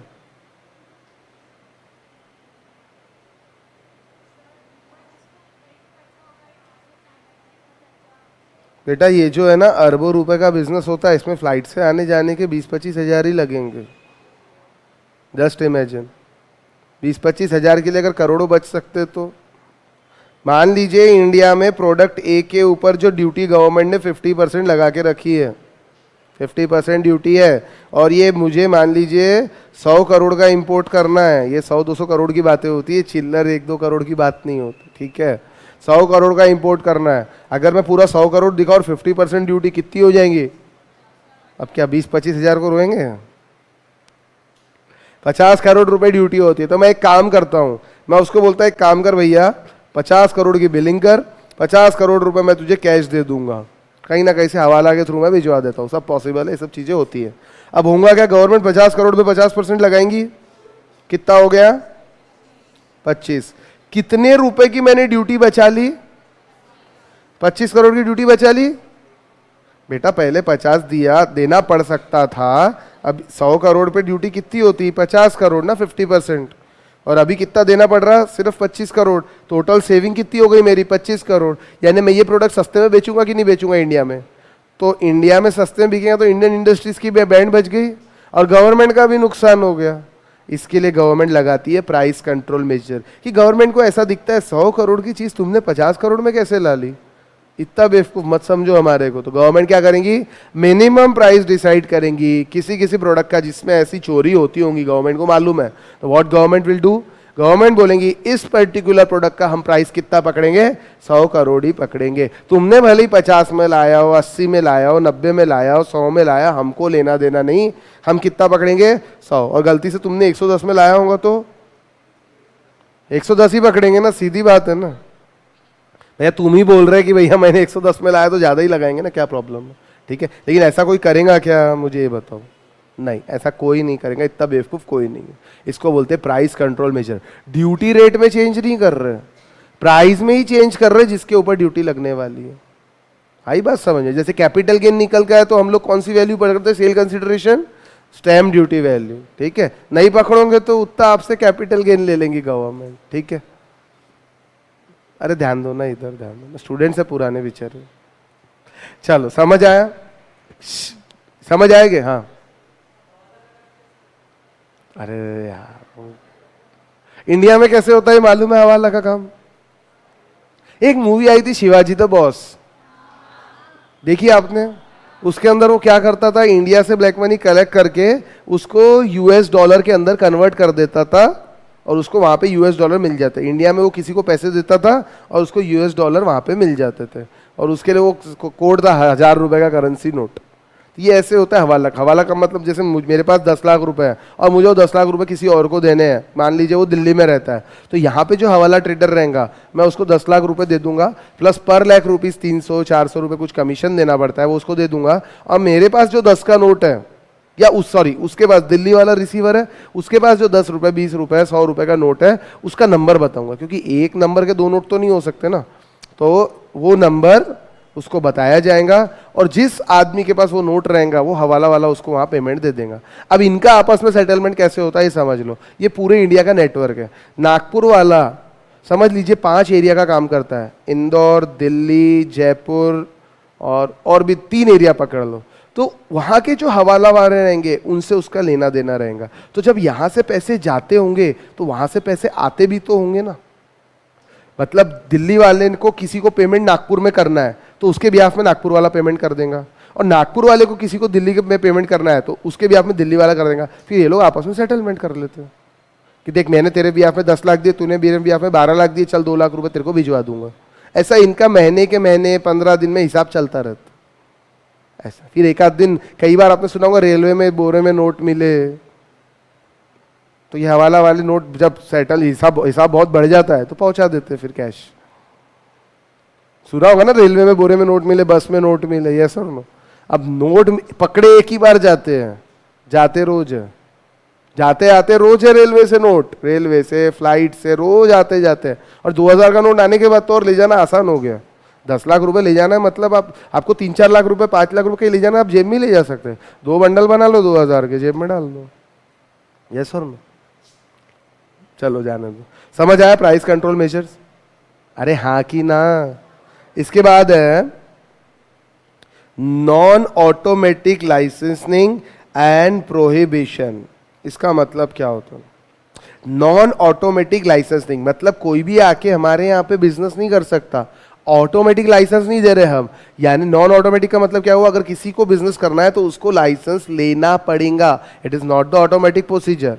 तो ऐसे केसेस के अंदर क्या होगा? इंपोर्ट थोड़ा कम होगा। और दूसरा प्रोहिबिशन लगा देते हैं, रोक, पूरी तरह रोक लगा दी कि भैया ये चीज, ये क्वांटिटी, ये क्वालिटी हमारे यहाँ पे प्रोहिबिटेड है, it can not be used in India. हमारे इंडिया में कैसीनोज अलाउड है कि कहीं भी खोल सकते क्या आप कैसीनो? गोवा में सिर्फ कैसीनो अलाउड है, बाकी इंडिया में कहीं देखा गोवा के अलावा कैसीनो कहीं है क्या? शायद नहीं है, मुझे भी नहीं पता। नागपुर में, महाराष्ट्र में कैसीनो देखा क्या आपने? नहीं, अलाउड ही नहीं है। ठीक है, तो कोई फॉरेनर आना चाहे कैसीनो खोलना है भैया तो नहीं, अलाउड नहीं है। ठीक है। Textile may be allowed only a discretionary license by the importing country. India prohibits import export of arms and related material from or to Iraq. Iraq भेजना और इराक से आने पे इस पे प्रोहिबिशन लगा के रखा हुआ है। क्यों लगाया गवर्नमेंट ने? अरे इराक में वो ISIS नहीं है क्या? इसीलिए गवर्नमेंट ने लगा दिया कि भाई बंदूक वगैरह आना लाना ले जाना इराक से नहीं करेंगे। Also India prohibits many items mostly of animal origin falling under 60 EXIM code. EXIM code मतलब export import code. Export import code मतलब ये पर्टिकुलर, जैसे GST कोड नहीं रहता आपका, HSN कोड नहीं बोलते उसको, वैसे ही कुछ प्रोडक्ट्स का एक्सपोर्ट इंपोर्ट कोड रहता है। वो प्रोडक्ट्स को 60 अलग अलग तरह के प्रोडक्ट जो एनिमल ओरिजिन के उसको बैन किए। हाथी के दांत रहते हैं, ऐसी इस टाइप की वैल्यूएबल प्राइसलेस चीजें नहीं रहती, इसको तस्करी बोलते हैं हिंदी के अंदर। तो ये सब अलाउड है क्या अपने यहाँ? नहीं, अलाउड नहीं है। ठीक है। वो शेर की खाल वगैरह नहीं रहती क्या? ये सारी चीजें इसके अंदर आती है। फाइनेंशियल मेजर क्या होता? इसमें इंपोर्टर को या एक्सपोर्टर को फाइनेंशियली परेशान कर देना। जनरली इंपोर्टर की बात हम करते हैं। फाइनेंशियली परेशान करना मतलब जैसे मान लीजिए मैं कुछ गुड्स इंपोर्ट कर रहा हूं, मैं कुछ गुड्स चाइना से इंपोर्ट कर रहा हूं, तो मुझे गवर्नमेंट ने रिक्वायरमेंट बता दिया कि भैया अगर आप ये गुड्स इंपोर्ट कर रहे हो तो कम से कम 3 महीने पहले आपको ये गुड्स की वैल्यू का 50% जमा हमारे पास करवाना पड़ेगा, तभी 3 महीने बाद ये गुड्स इंपोर्ट कर सकते हो, और जितनी ड्यूटी बनेगी वो आपके जो पैसे जमा करे हुए उसमें से माइनस होके आपको रिफंड करती जाएंगी। इनकम टैक्स के अंदर टीडीएस कटता है, टीडीएस अगर ज्यादा कट जाता है और आपकी टैक्सेबल इनकम के ऊपर जो टैक्स है वो कम आता है तो आपको रिफंड मिल जाता है under section so and so. अरे रिफंड मिलता कि नहीं मिलता? रिफंड मिलता है। चलिए, वैसे ही यहाँ पे आप पहली टैक्स जमा कर दो, टैक्स नहीं, आप एक पर्टिकुलर अमाउंट जितने रुपए के आप गुड्स बुला रहे हो उसका कुछ परसेंटेज आप गवर्नमेंट में जमा करो 3 महीने पहले। 3 महीने बाद जब गुड्स आएंगे जितनी उसके ऊपर ड्यूटी होंगी वो माइनस करके आपको रिफंड दे देंगे, ठीक है। अब ये बोलने में जितना अच्छा लग रहा है उतना आसान रहेगा कि हमारे जैसे कंट्री में? पहली बात, अगर 100-200 करोड़ का वो बेचारा इंपोर्ट कर रहा है और गवर्नमेंट बोलती 50% पैसा पहले ही मेरे पास जमा करो, मान लीजिए 100 करोड़ का इंपोर्ट किया और 50 करोड़ रुपीस 3 महीने तक उसके पास जमा करने पड़ेगी, इसके पास गवर्नमेंट के पास, जिस पे गवर्नमेंट कोई इंटरेस्ट नहीं देंगी, तो कैपिटल कॉस्ट लगेंगी कि नहीं लगेंगी? बिजनेसमैन को लगेंगी। किससे वसूलेंगे ये कैपिटल कॉस्ट? प्रोडक्ट को महंगा करना पड़ेगा कि नहीं करना पड़ेगा? करेंगे। इसके बाद ड्यूटी लगने के बाद गवर्नमेंट वो पैसा कब देंगी? रिफंड आसानी से आता कि आराम से आता? आराम से आता। बेचारे को तुमने फाइनेंशियली परेशान किया कि नहीं किया? इसको बोलते हैं फाइनेंशियल मेजर्स। ऐसे ऐसे क्लॉज डाल देते कि अगले बार वो कान पकड़ लेता, इंपोर्ट करना भूल जाता। सिंपल। आई बात समझ में? एग्जाम्पल देखने का, कई बार पेमेंट के टर्म्स डाल देते, कभी कुछ डाल देते, कभी कुछ, बहुत इसके अंदर रिस्ट्रिक्शन रहते। जैसे हमारे यहाँ पे फॉरेन एक्सचेंज आप यूज नहीं कर सकते न्यूज प्रिंट इंपोर्ट करने के लिए, फॉरेन एक्सचेंज रिस्ट्रिक्शन है। अगर पता चला कि आपने डॉलर्स, यूएस करेंसी, कोई भी करेंसी इंडियन करेंसी के अलावा यूज किया न्यूज प्रिंट इंपोर्ट करने के लिए, तो आपको फेमा के तहत अंदर कर देंगे। अब वो सामने वाला मानेगा क्या? मान लीजिए आप कोई चीज इंपोर्ट कर रहे हो चाइना से या यूएसए से, वो इंडियन रुपीज लेने के लिए मान जाएगा क्या? कोई इंटरनेशनल ट्रेड हो रही है, हर आदमी इंडियन रुपीज एक्सेप्ट कर लेगा क्या? यूएस डॉलर हर आदमी एक्सेप्ट करता है, और यहाँ आरबीआई बोलता है यूएस डॉलर नहीं लगाने का, या गवर्नमेंट ने रिस्ट्रिक्शन लगा दिया, तो आप इंपोर्ट ही नहीं कर पाओगे ना। इंपोर्ट से मना नहीं किया आपको, आपको बोला यूएस डॉलर यूज मत करो, लेकिन भैया बिना यूएस डॉलर यूज किए इंपोर्ट होगा कैसे? ये तो वही बात हो गई, फ्री के अंदर कोई चीज लेके आ जाओ, कैसे आएंगी? हाँ, कोई सप्लायर अगर मान जाता है इंडियन करेंसी लेने में थोड़ा महंगा देता है, फिर वो इंडियन करेंसी एक्सचेंज भी तो करा सकता है वर्ल्ड में, तो वो हो सकता है। लेकिन इससे हरेसमेंट आपको होगा कि नहीं होगा? यस और नो? फाइनेंशियली आपको प्रॉब्लम जाएंगे। न्यूज़पेपर नहीं रहता आपका, जिस कागज के ऊपर न्यूज प्रिंट होती है उसको न्यूज प्रिंट्स बोलते हैं। मेजर्स अफेक्टिंग कंपटीशन, ये क्या होता है? क्या होता है ये measures affecting competition? Competition law आपने पढ़ा होगा, कंपटीशन सीसीआई के बारे में पढ़ा था फाउंडेशन के अंदर। सिर्फ एक अथॉरिटी है जो कंपटीशन कम नहीं होना चाहिए ऐसा देख करती है, there should be balanced competition in the economy. अब कुछ मेजर्स ऐसे रहते हैं जो कंपटीशन को अफेक्ट करते हैं। तो मुझे एक चीज बताओ, आप किसको बेनिफिट देना चाह रहे हो, डोमेस्टिक इंडस्ट्रीज को कि फॉरेन इंडस्ट्रीज को? कि फॉरेन को भी दे सकते हो? अगर कोई चीज की इंडियन इकोनॉमी में बहुत ज्यादा जरूरत है तो हम किसी फॉरेन कंपनी को भी मोनोपोली दे सकते हैं कि भैया आपसे कोई कंपटीशन नहीं करेगा। और अगर किसी चीज की तकलीफ, मतलब किसी चीज डोमेस्टिक इंडस्ट्री में बहुत ज्यादा है, तो हम किसी फॉरेन कंपनी को मोनोपोली कभी नहीं दे सकते। इसका आपको एक एक्सप्लेनेशन देता हूं, रुको।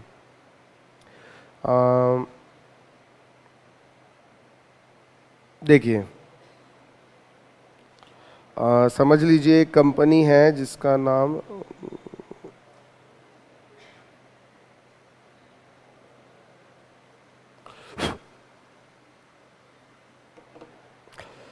देखिए, हाँ, मर्सिडीज का एग्जांपल लेते हैं, मर्सिडीज बेंज। मर्सिडीज नहीं, गलत हो जाएगा, ज्यादा नहीं। केरोसिन, केरोसिन मालूम है क्या होता है? मिट्टी का तेल, ठीक है। ये केरोसिन, जैसे पेट्रोल पंप तो प्राइवेट लोगों के रहते हैं, वो लोग अपना पेट्रोल डालते हैं, आप लोग पेट्रोल खरीदते हो उनसे, ठीक है। केरोसिन आप कहीं से भी खरीद सकते हो क्या? आपको केरोसिन मिलता है क्या, पहले ये बताओ? केरोसिन डिस्ट्रीब्यूशन का पावर किसके पास है? ओनली एंड ओनली गवर्नमेंट के पास है केरोसिन डिस्ट्रीब्यूशन का पावर। क्यों ऐसा? ये क्वांटिटी बहुत है, क्वांटिटी की प्रॉब्लम नहीं है, मिसयूज हो सकते, बिल्कुल सही है। उसके अलावा केरोसिन जनरली गवर्नमेंट किसको देती है? अपने जैसे लोगों को देती है कि गरीब लोगों को देती है? गरीब, पुअर पीपल को दिया जाता है। पुअर पीपल को लाइन में लगना पड़ता है इस केरोसिन को लेने के लिए। जस्ट इमेजिन गवर्नमेंट ये काम करना बंद कर दे और इसमें कंपटीशन अलाउ कर दे, मतलब प्राइवेट वालों को बोल दे आज से आप भी केरोसिन बेचो, तो क्या होगा कंट्री के अंदर? प्राइस तो बढ़ेगा डेफिनेट, केरोसिन में तो गवर्नमेंट सब्सिडी देती है इसलिए सस्ता है, प्राइस तो बढ़ेगा नो डाउट गवर्नमेंट, लेकिन कोई भी ले सकता केरोसिन, फिर आप भी चाहो तो केरोसिन ले सकते हैं। इससे होगा क्या? अगर आपने भी केरोसिन लिया, उन्होंने भी लिया, तो केरोसिन की शॉर्टेज क्रिएट होगी कि बहुत बढ़ेगा? शॉर्टेज भी होंगी, प्राइस भी बढ़ेगा, और जिस गरीब को चाहिए उस गरीब को नहीं मिलेगा, बराबर है। तो ऐसे ही कुछ मेजर्स रहते हैं जो फॉरेन कंपनी इंडिया के अंदर आके डोमेस्टिकली इंडस्ट्रीज को बर्बाद कर देती है। यानी इतना ज्यादा हैवी कंपटीशन क्रिएट हो जाता है कि वो प्रॉब्लमेटिक हो जाता है। इसीलिए कुछ ऐसे मेजर्स लगाए जाते हैं जो गवर्नमेंट यहाँ पे खुद ही मतलब सप्लाई करेंगी। फॉर एग्जांपल आप पाम ऑयल की बात करते हैं, यहाँ पे शायद एग्जांपल पाम ऑयल का लिया है।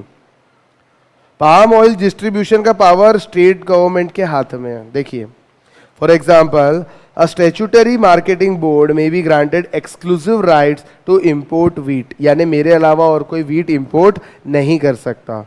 अगर मान लीजिए गवर्नमेंट जैसे दाल का wheat का ये सब का इंपोर्ट अगर गवर्नमेंट प्राइवेट वालों के लिए भी खोल देती है, तो इससे होगा क्या? मैं भी इंपोर्ट कर रहा हूँ, आप भी इंपोर्ट कर रहे हैं, गवर्नमेंट भी इंपोर्ट कर रहे हैं।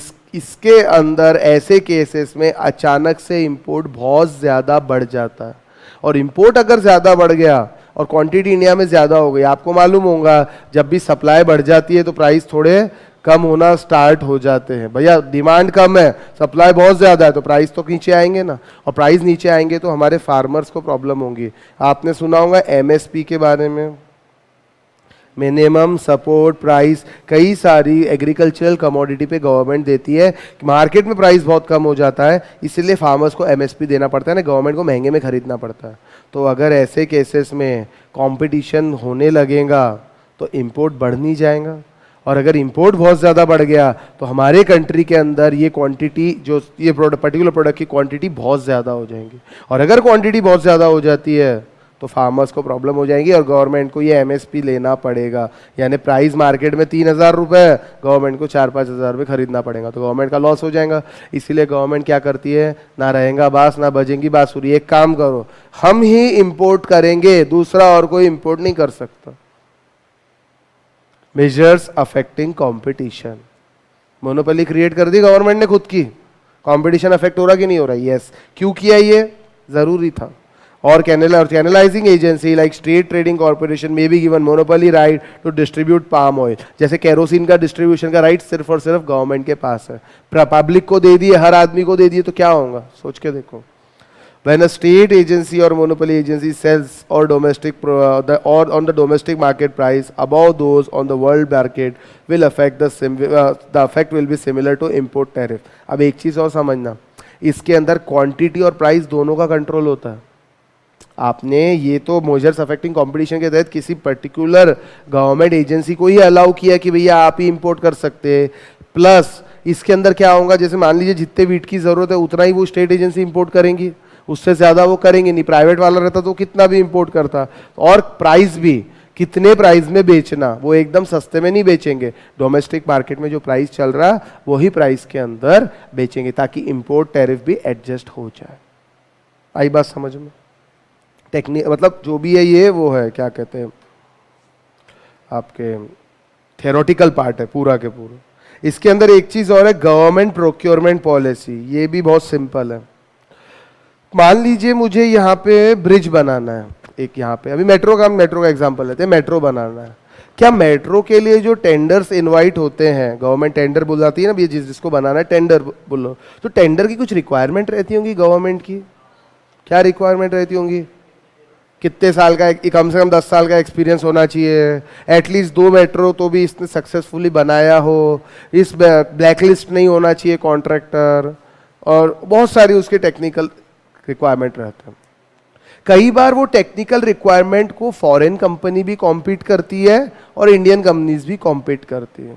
हमारे जो मिनिस्टर है नितिन गडकरी, इनका जनरली इंटेंशन ये रहता है कि कोई भी टेंडर रहे वो इंडियन कंपनीज को जाए। इससे क्या होगा, वो घर का काम घर में ही रह जाएगा, ठीक है। अब कुछ कुछ टेक्निकल ग्राउंड्स ऐसे रहते हैं कि इंडियन कंपनी कोई भी कॉम्पीट नहीं कर पाती, तो हमको मजबूरी में काम करवाना है तो फॉरेन कंपनी से करवाना पड़ेगा।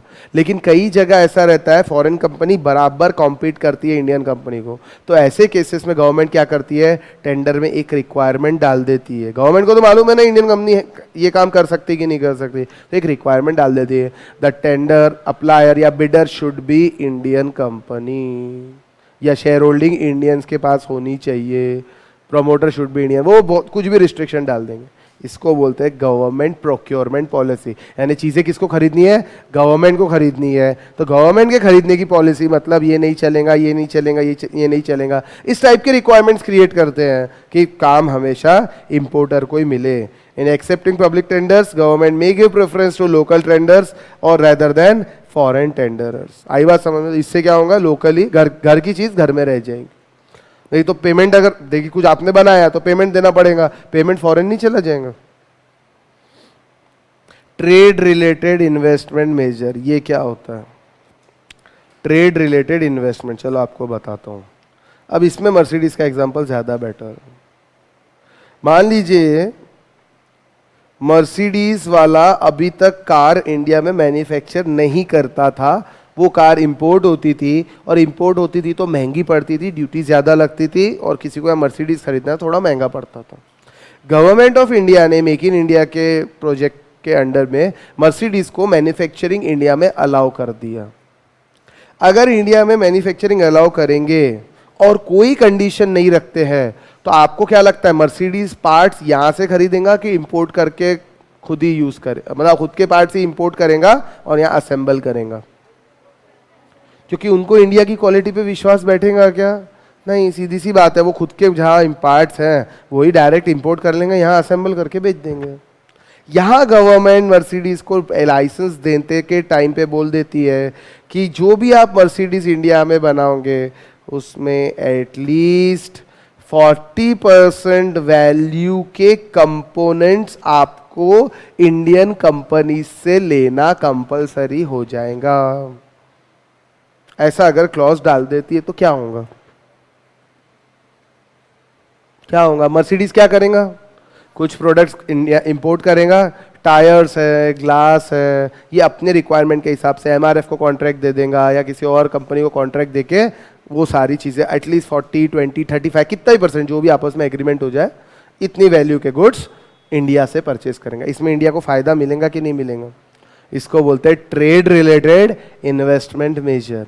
यानी ये ट्रेड है, मर्सिडीज इंडिया में खरीदी बेची जा रही है, इन्वेस्टमेंट कितना, इंपोर्टेड गुड्स का इन्वेस्टमेंट होना चाहिए 60% और एटलीस्ट 40% वैल्यू के इंडियन कमोडिटीज, इंडियन गुड्स उस प्रोडक्ट में लगना चाहिए। आई बात समझ में? ये होता है आपका ट्रेड रिलेटेड मेजर्स। और भी और चीज़ें होती है कि भैया आप इंपोर्टेड कंपोनेंट्स इस क्वांटिटी से ज़्यादा नहीं लगा सकते, सिर्फ इंजन ही इंपोर्ट कर सकते, बाकी कुछ भी इंपोर्ट नहीं कर सकते। तो जैसी दोनों के बीच में एग्रीमेंट हो जाए, जैसी गवर्नमेंट और वो कंपनी के बीच में एग्रीमेंट हो जाए, ठीक है, या आपको लेबर हमारे यहाँ के यूज़ करने पड़ेंगे, इससे बहुत सारे उसमें कंडीशंस रह सकते हैं, कोई भी कंडीशंस इसमें डाले जा सकते हैं। इसको बोलते हैं these measures include rules on local content requirements that mandate a specified fraction of final goods should be produce domestically. बस वही 3 एग्जाम्पल यहाँ पे दिए हुए हैं। इसके बाद आता है एक डिस्ट्रीब्यूशन रिस्ट्रिक्शन। ये क्या होता है?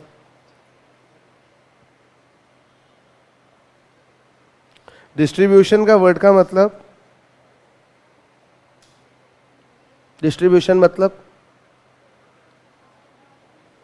मान लीजिए कुछ इंपोर्ट किया कमोडिटी एक्स, तो उसके बाद वो पूरे इंडिया में डिस्ट्रीब्यूट की जाएंगी, उसके बाद ही लोग उसको परचेज करेंगे, बराबर है। अब मुझे एक बात बताओ, फ्रूट्स, फ्रूट्स रहते, फ्रूट्स मालूम है, फ्रूट्स, कुछ फ्रूट्स इंपोर्टेड रहते हैं, कुछ फ्रूट्स इंडिया में बनते हैं। जो इंडियन फ्रूट्स हैं वो जल्दी से खराब नहीं होते, और जो इंपोर्टेड फ्रूट्स रहते हैं अगर उनका प्रॉपर रेफ्रिजरेशन ना किया जाए तो वो खराब हो जाएंगे। मतलब आप अगर उनको रेफ्रिजरेटर से बाहर निकालोगे तो आपको 4-5 घंटे में उसको कंज्यूम करना पड़ेगा, अगर आप नहीं करोगे तो वो खराब हो जाएंगे। तो इसमें गवर्नमेंट क्या करती है, रिस्ट्रिक्शन लगा देती है डिस्ट्रीब्यूशन पे। कैसे कि भैया अगर आप इस टाइप की कोई कमोडिटी इंपोर्ट कर रहे हो तो आप डिस्ट्रीब्यूट वहीं करोगे जहां पे प्रॉपर रेफ्रिजरेशन सिस्टम है। इसलिए इंपोर्टेड फूड्स हर ठेले पे दिखते क्या आपको, नहीं दिखते। बहुत बड़े आउटलेट में आप जाओगे, रिलायंस फ्रेश या अच्छी जगह पे, वहां पे वो डिस्ट्रीब्यूशन दिया जाता है क्योंकि वहां पे रेफ्रिजरेशन फैसिलिटी, एयर कंडीशन सब कुछ है ताकि वो फूड खराब ना हो। इसको बोलते हैं डिस्ट्रीब्यूशन रिलेटेड रिस्ट्रिक्शन। जैसे कैडबरी ने किया था, कैडबरी ने क्या किया था कि भैया कैडबरी की फ्रिज अगर लोगे तो ही कैडबरी चॉकलेट रख सकते हैं आप, नहीं तो हम आपको देंगे ही नहीं। आई बात समझ में?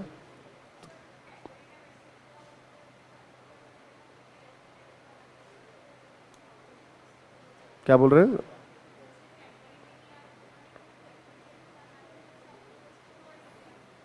हाँ, खुद बना के प्रोवाइड किया, नहीं तो उनसे पैसे लिया ना, फ्री में थोड़ी दिया। कम कुछ नहीं रहता उसमें, ऐसा रहता है कि अगर आप इतने रुपए का, इतने लाख रुपए का प्रोडक्ट ले रहे हो एक साथ तो रेफ्रिजरेटर फ्री। अगर आप 50,000 के प्रोडक्ट ले रहे हो तो रेफ्रिजरेटर इतने रुपए में मिलेंगे, और अगर आप थोड़े से प्रोडक्ट लेते हो 5-10 हज़ार रुपए के तो रेफ्रिजरेटर के पूरे पैसे देने पड़ेंगे। और अगर रेफ्रिजरेटर नहीं है तो आप कैडबरी बेच ही नहीं सकते। वैसे ही डिस्ट्रीब्यूशन नेटवर्क रहता है, लेकिन ये डिस्ट्रीब्यूशन रिस्ट्रिक्शन इंपोर्टेड गुड्स पे है। ठीक है, हम जो बात कर रहे हैं इंपोर्ट एक्सपोर्ट की बात कर रहे हैं। Restriction of post sale service, ये क्या होता है?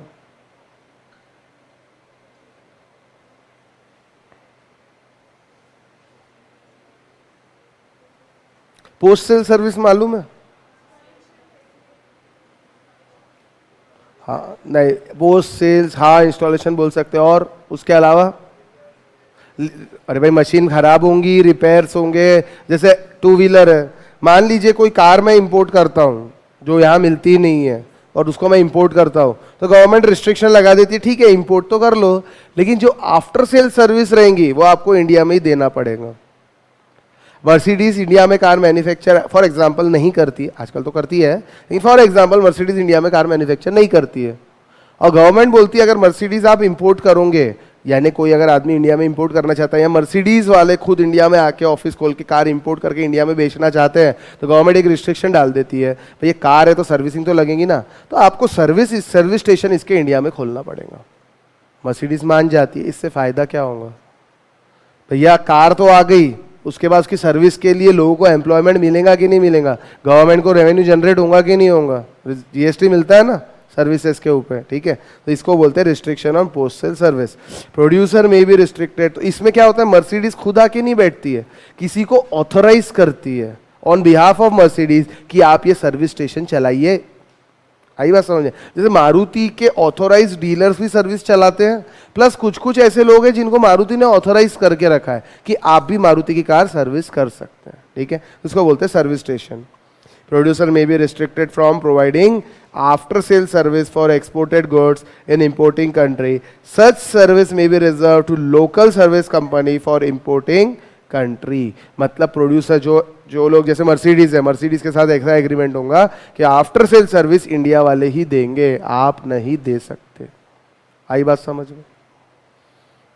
एडमिनिस्ट्रेटिव प्रोसीजर, इसका मतलब पता है क्या है, इतना परेशान कर देना इंपोर्टर को, इतना परेशान कर देना एडमिनिस्ट्रेटिवली। एडमिनिस्ट्रेटिव मतलब ये कागज़ लेके आओ, वो कागज़ लेके आओ, वहाँ पे जाओ, वहाँ पर जाओ, जो सरकारी डिपार्टमेंट में होता है वैसा administratively, formalities, licence, legal requirements, checking नहीं करना, उसके गुड्स को वेयर हाउस में डाल देना, इतना परेशान करना, या फॉर्मेलिटी इतनी कॉम्प्लिकेटेड कर देना कि वो बेचारा इंपोर्ट करना ही भूल जाए। मैंने ब्लैंकेट्स का एग्जांपल दिया था आपको, अचानक ड्यूटी लगा दी, 3 महीने बाद ड्यूटी विड्रॉ कर ली, तो ऐसे में कोई कुछ करेगा क्या फिर? नहीं भैया रहने दो। इसमें लिखा है it include specifying particular procedure, formalities requiring licence, administrative delay, red tape, corruption in custom clearing, frustrating the potential importer. इतना उनको परेशान कर देते, इतना करप्शन है कि वो लोग इंपोर्ट ही नहीं करेंगे, ठीक है।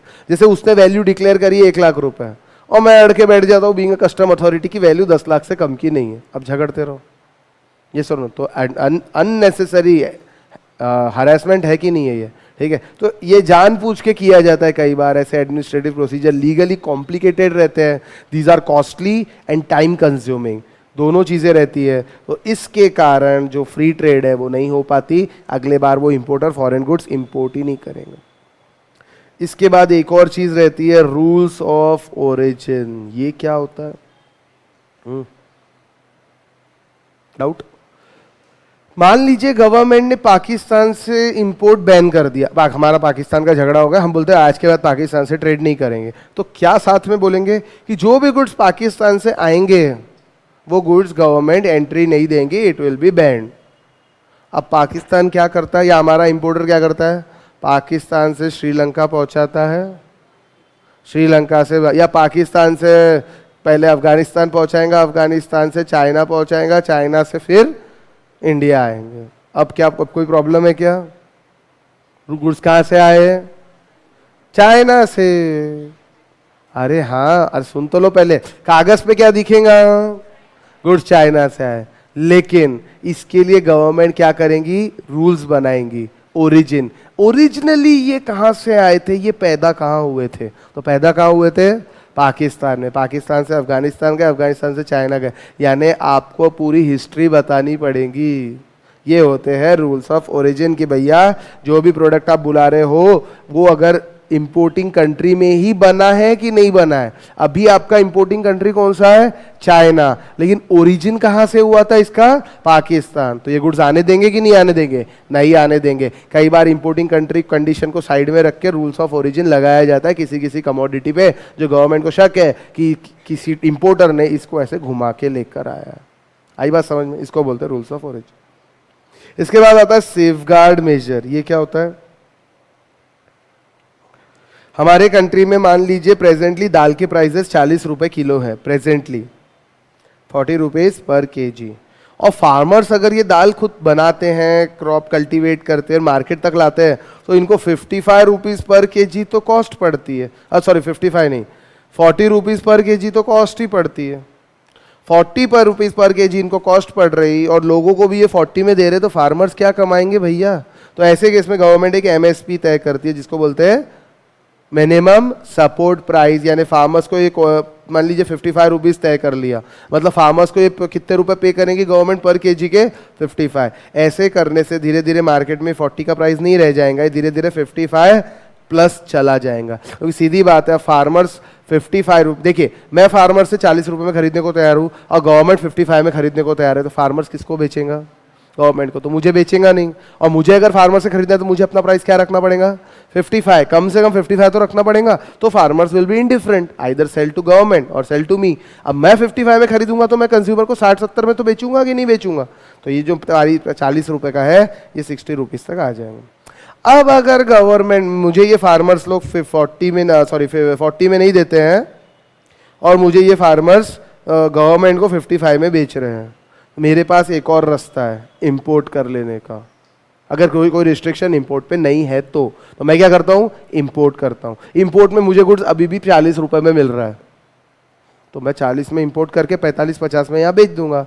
तो फार्मर्स की बैंड बजेंगी कि नहीं बजेंगी फिर से? और उससे ज़्यादा बैंड बजेंगी गवर्नमेंट की। तो गवर्नमेंट क्या करती है ताकि फार्मर्स से ही खरीदे ये businessman? Import ban, permanently no, temporarily 4 महीने के लिए इंपोर्ट बैन कर दिया। अब क्या कर लेगा ट्रेडर? अब उसको क्या करना पड़ेगा?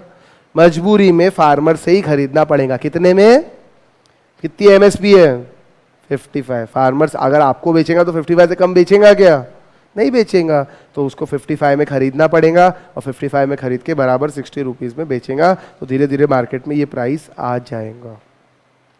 और जैसे ही शॉर्टेजेस होना स्टार्ट हो गई, भाव बढ़ने लग गए, MSP से ऊपर जा रहा प्राइस, तो क्या करेंगे? धीरे से इंपोर्ट रिस्ट्रिक्शन को हटा दो। आई बात समझ में? तो कभी कंट्री के अंदर क्वांटिटी बहुत ज़्यादा हो जाती है तो इंपोर्ट को बैन कर दिया जाता है और एक्सपोर्ट खोल दिया जाता है। और कभी कंट्री में अगर शॉर्टेज हो जाती है तो एक्सपोर्ट पे बैन लग जाता है और इंपोर्ट फ्रीली खोल दिया जाता है। आई बात समझ में? इसको बोलते हैं सेफ गार्ड मेजर। किसको बचा रहे हम? डोमेस्टिक इंडस्ट्रीज को बचाने के लिए ये सब काम कर रहे हैं। और इसके बाद होता है ये सेफ गार्ड मेजर, ये टेम्पररी बैन है। और एम्बार्गोज मतलब टोटल बैन, पूरा बैन लगा दिया। इसके ऊपर कोई भी रीजन हो सकते हैं, पॉलिटिकल रीजंस, रिलीजियस सेंटिमेंट। आपको मालूम होगा बीच में ऐसे डोरमेट्स आए थे जिसके ऊपर भगवान की फोटो लगी हुई थी। आए थे मतलब फॉरेन कंट्रीज ने मैन्युफैक्चर किए थे। आज से 3 साल पहले की बात है, अमेजोन पे बिक रहा था वो प्रोडक्ट। याद है क्या आपको? सुना आपने? नहीं सुना होगा, सुना होगा। हमारी जो उस वक्त वो जो मिनिस्टर थी, विदेश मंत्री सुषमा स्वराज थी, उन्होंने अमेजोन को बोला कि अगर आपने ये आज के आज नहीं हटाया अपने प्रोडक्ट से तो हम अमेजोन को इंडिया में कंप्लीटली बैन कर देंगे, टोटल बैन। इसको बोलते हैं एम्बार्गोस। क्योंकि सोचो ना, भगवान की फोटो है, डोरमेट्स पे आप करते क्या हो? पाँव पोछते हो ना, तो भगवान की फोटो पे पैर लगाते क्या हम लोग? नहीं, रिलीजियस सेंटिमेंट्स जुड़े हुए हैं हमारे उस चीज से, ठीक है। तो अमेजोन ने इमीडिएटली सॉरी भी बोल के, अपोलॉजी करके विद इन 1 और 2 आवर वो कंप्लीटली हटा दिया उसको अपने साइट से, पूरे वर्ल्ड लेवल पे। इंडिया में नहीं, पूरे वर्ल्ड में नहीं चाहिए, ये बोला था उन्होंने, ठीक है। सीधी बात है, इंडिया में नहीं बिक रहा, वर्ल्ड में बिक रहा, तो शर्म की बात है कि नहीं है? लोग वीडियो बना के जबरदस्ती वायरल करेंगे, ठीक है। तो ऐसा भी नहीं होना चाहिए। ये सबसे एक्सट्रीम मेजर हो गया, सबसे एक्सट्रीम ट्रेड बैरियर है, टोटली बैन ही कर दिया उसको, ठीक है। समझ आया क्या? अरे हाँ कि ना। अब आते हैं दोस्तों कुछ एक्सपोर्ट रिलेटेड बात करते हैं। ये जनरली एक्सपोर्ट पे कोई टैरिफ नहीं लगाते, मालूम है आपको? इंडिया में एक्सपोर्ट पे कोई टैरिफ नहीं है, आप कितना भी चाहो एक्सपोर्ट कर सकते हो, कोई प्रॉब्लम नहीं है, क्योंकि उससे फॉरेन एक्सचेंज आता है। लेकिन कई बार हमारे को बैन लगाना पड़ता है, जैसे बैन ऑन एक्सपोर्ट्स, पूरा बैन लगा दिया। इसका मतलब क्या होता है? आपने अपने कंट्री में कई बार शॉर्टेज हो जाती है, ओनियन के प्राइस बढ़ जाते हैं, तो एक्सपोर्ट पे बैन लगाते हैं। ओपेक कंट्री का नाम सुना है? OPEC कंट्रीज, कौन से कंट्रीज है पता है? ये अरब कंट्रीज, जिनके पास ऑयल है, क्रूड ऑयल।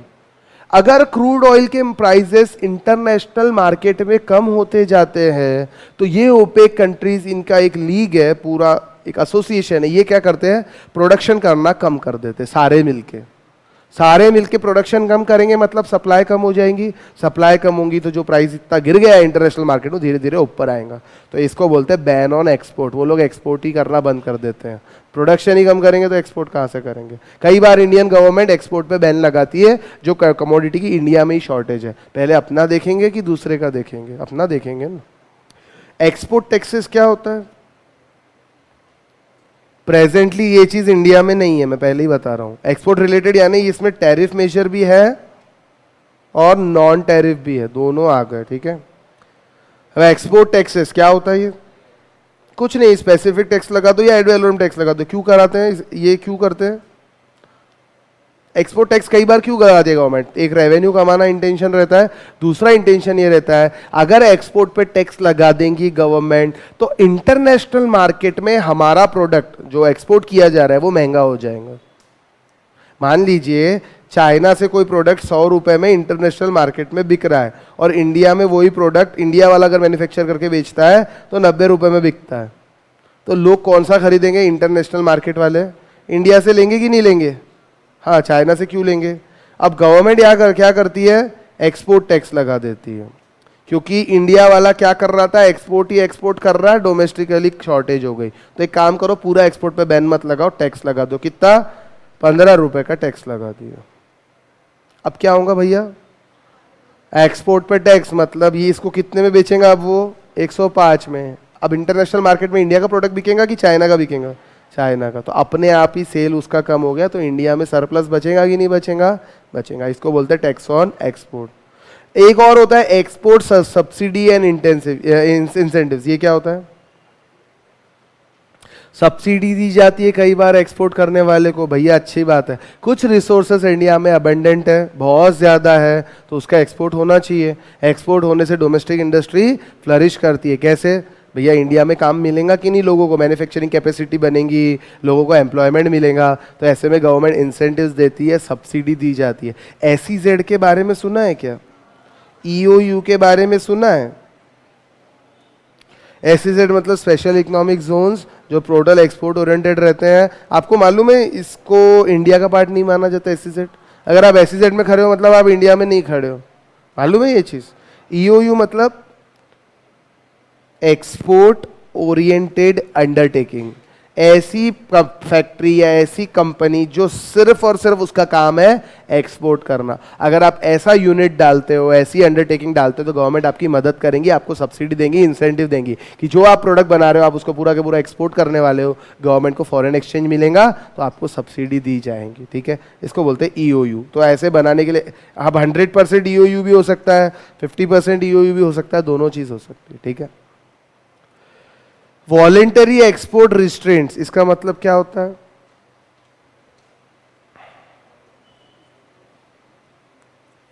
वॉलेंटरी मतलब देखिए, एक रहता है अपने आप होता है, एक होता है करना पड़ता है। तो वॉलेंटरी मतलब अपने आप होता है, वॉलेंटरी कि करना पड़ेगा? वॉलेंटरी, स्वेच्छा से। अरे एक तो मैं आपको बोलूं बेटा पढ़ाई करो, और एक आप खुद से पढ़ाई कर रहे हो, तो मैंने बोला यानी मेरे बोलने पे कर रहे हो। वॉलेंटरी मतलब खुद ही। Voluntary declaration scheme, VRS, voluntary retirement. VRS सुना है क्या? वॉलेंटरी रिटायरमेंट लेना मतलब खुद ही मैं स्वेच्छा से ले रहा। तो ये होते हैं वॉलेंटरी एक्सपोर्ट रिस्ट्रेंट्स। ठीक है, ये क्या होते हैं? ये एक इनफॉर्मल कोटा रहता है, इसको कौन एडमिनिस्टर करता है? Exporting country, so that quantity of goods that can be exported out of country during the specified period of time. इस पे रिस्ट्रेंट लगाते हैं। कैसे? वॉलेंटरी यानी गवर्नमेंट अपने आप कर देंगी, किसी के बोलने पे नहीं सुनेंगे या कुछ होने की राह नहीं देखेंगी। फॉर एग्जाम्पल देखिए, समझ लीजिए अभी बारिश का सीजन है, तो आपको मालूम है कि भैया अभी थोड़ी बीमारियां ज्यादा चलती है, सर्दी खांसी वगैरह होती है, तो आप क्या करते हो? वॉलेंटरी प्रिकॉशन लेते हो।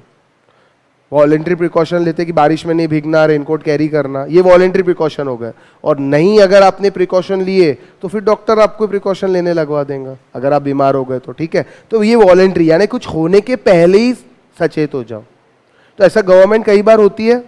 कैसे? कि भैया मालूम है इस साल हमारे यहाँ पे बारिश नहीं पड़ रही है, सूखा पड़ने वाला है, फूड क्रॉप्स की शॉर्टेज होने वाली है, तो एक काम करो, अभी से एक्सपोर्ट पे रिस्ट्रिक्शन लगा दो, रिस्ट्रेन लगा दो। कुछ होने की राह देखी क्या गवर्नमेंट ने? शॉर्टेज हुए, प्राइस बढ़े क्या? नहीं, लेकिन उनको दिख रहा है इस साल शॉर्टेज है कमोडिटी की, अभी से लगा दो। दाल की, तुअर की, एक्सेट्रा एक्सेट्रा, वीट की, अभी से शॉर्टेज है, मतलब अब हमको मालूम है शॉर्टेज पड़ेगी, तो अभी से हम लोग रिस्ट्रिक्शन लगा देंगे। आई बात समझे? तो कैसे रिस्ट्रिक्ट होते हैं ये? Such restraint originate primary from political consideration. Politics यानी government of India, central government को चिंता रहती है, इसीलिए वो लोग अभी से लगा देते हैं। Are impose based on negotiation of importer with the exporter. Importer exporter के निगोसिएशन पे ऊपर ही हम लोग रिस्ट्रेंट लगा देंगे। इस पर्टिकुलर क्वांटिटी से ज़्यादा आप एक्सपोर्ट नहीं कर सकते, एक प्राइस का, बहुत सारी चीज़ें इसमें लगाई जाती हैं। Inducement of for the exporter, exporter यानी हम एक्सपोर्ट कर रहे हैं, हम इंडिया वाले हैं, to agree to VER is mostly to appease the importing country and to avoid effect of possibility retaliatory trade restraint that may be imposed by the importer. Appease मतलब बात मानना। भैया इंपोर्टर के ऊपर रिस्ट्रिक्शन लगा, sorry exporter के ऊपर ही restriction लगा सकती है हमारी इंडियन गवर्नमेंट, इंपोर्टर पे तो नहीं लगा सकती ना। जैसे मान लीजिए कोई आदमी हमारे यहाँ से प्याज इंपोर्ट करता है और हमको मालूम है कि भैया प्याज हमारे शॉर्ट होने वाले, हम कौन हो गए? एक्सपोर्टर।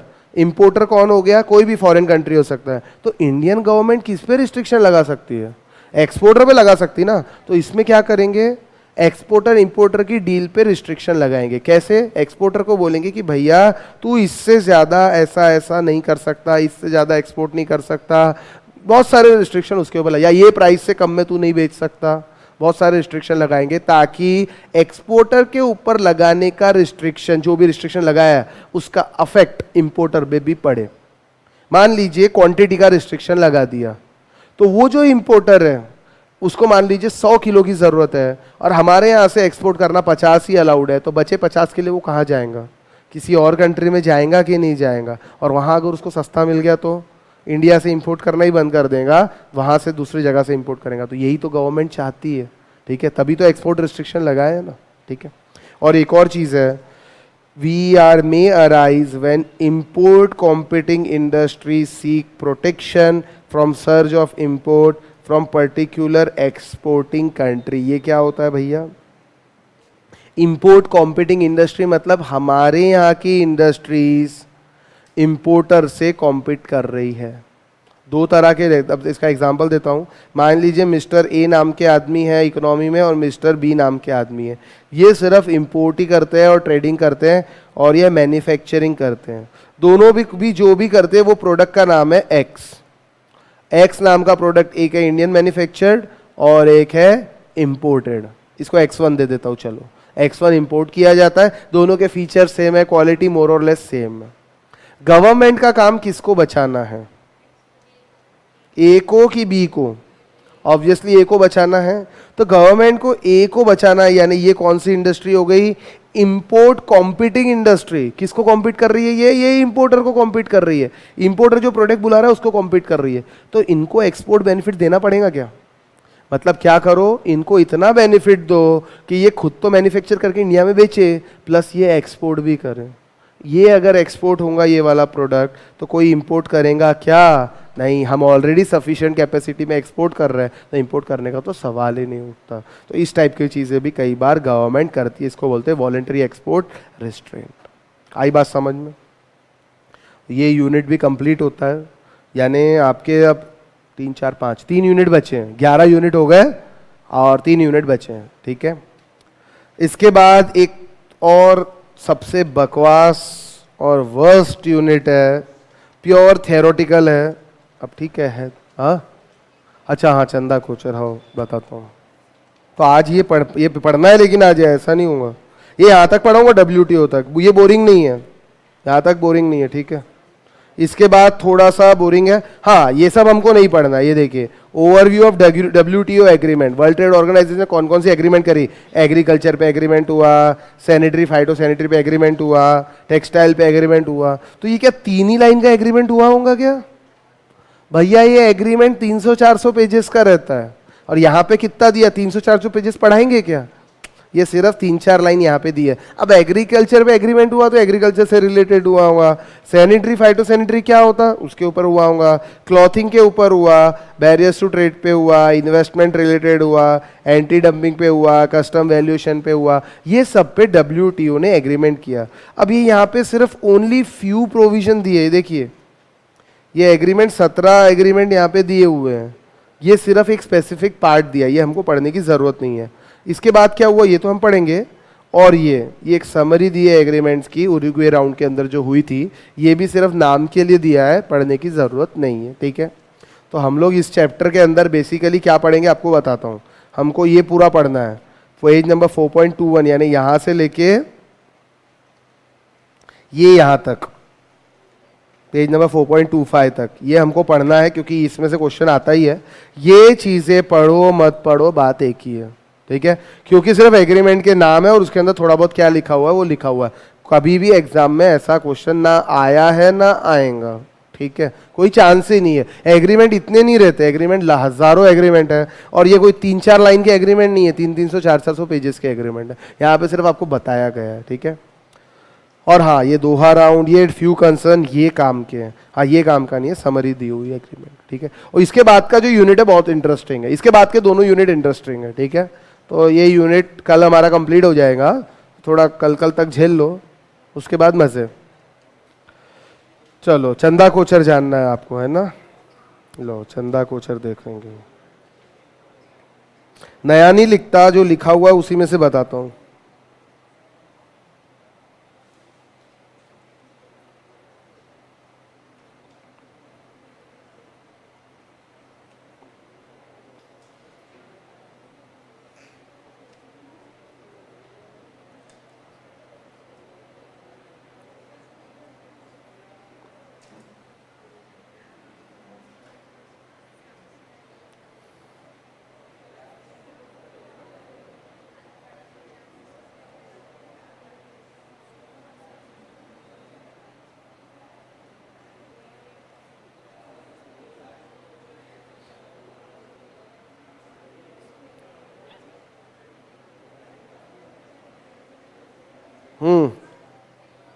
लो चंदा कोचर, चंदा कोचर वालों सुनो, अरे सुनो ना, एक चंदा कोचर थी सीके, उसका हस्बैंड था डीके, दीपक कोचर, ठीक है, और एक ही अपने वेणुगोपाल धूत जो वीडियोकॉन इंडस्ट्रीज वाले, ठीक है। अब ये फ्रॉड कैसे हुआ? दिसंबर 2008 से ये कहानी शुरू होती है। इस कहानी के दो कैरेक्टर्स हैं, एक दीपक कोचर, एक वेणुगोपाल धूत। ये दोनों मिलके एक जॉइंट वेंचर करते हैं, और ये जॉइंट वेंचर, इसका नाम है, ये कंपनी बनाते हैं मतलब, जिसका नाम है न्यू पावर। कोई गलती करी क्या? नहीं, कुछ नहीं किया। जिसके 50% शेयर होल्डिंग दीपक कोचर के पास है, 50% शेयर होल्डिंग वेणुगोपाल धूत के पास है, ठीक है। कोई प्रॉब्लम है? समझाइए, ठीक है। अब जनवरी 2009 में, यानी 2 महीने बाद, कंपनी फॉर्मेशन के 2 महीने बाद, ये जो वेणुगोपाल धूत रहते हैं, ये जो 25,000 शेयर इन्होंने सब्सक्राइब किए थे, 50 टोटल 50,000 शेयर इशू होंगे, इसमें से 25,000 इसने रखा, 25,000 इसने रखा। ये 25,000 शेयर ये दीपक कोचर को ट्रांसफर कर देता है 2.5 लाख रुपए में। इसका मतलब पूरी की पूरी कंपनी जनवरी 2009 में ये ट्रांसफर के बाद किसकी हो गई? यानी इसके बाद ये न्यू पावर जो है ये हो गया दीपक कोचर का, ठीक है। कोई शक है यहां तक? नहीं, चलो ठीक है। इसके बाद मार्च 2010 के अंदर न्यू पावर को लोन दिया जाता है 64 करोड़ रुपीस का, और ये लोन देता है सुप्रीम एनर्जी नाम की एक कंपनी। कोई गलती किया? नहीं। न्यू पावर एक कंपनी है, उसको लोन दिया, किसने दिया? सुप्रीम एनर्जी ने दिया, और वो सुप्रीम एनर्जी ने 64 करोड़ का लोन दिया। लेकिन प्रॉब्लम ये थी, ये जो सुप्रीम एनर्जी थी ना, ये पता है किसकी थी? ये थी वेणुगोपाल धूत की। फिर भी क्या प्रॉब्लम है? कुछ धोखा थोड़ी किया किसी के साथ, उसकी मर्जी, उसको लोन देना है। न्यू पावर किसकी है? दीपक कोचर की। और 64 करोड़ जो जिसने लोन दिया सुप्रीम एनर्जी, ये किसकी है? वेणुगोपाल धूत की। दे दिया, ठीक है, चलिए ठीक है। एक कंपनी और थी जिसका नाम था पैसिफिक कैपिटल, और ये जो पैसिफिक कैपिटल है ना, इसके अंदर Chanda Kochhar was also the shareholder, ठीक है।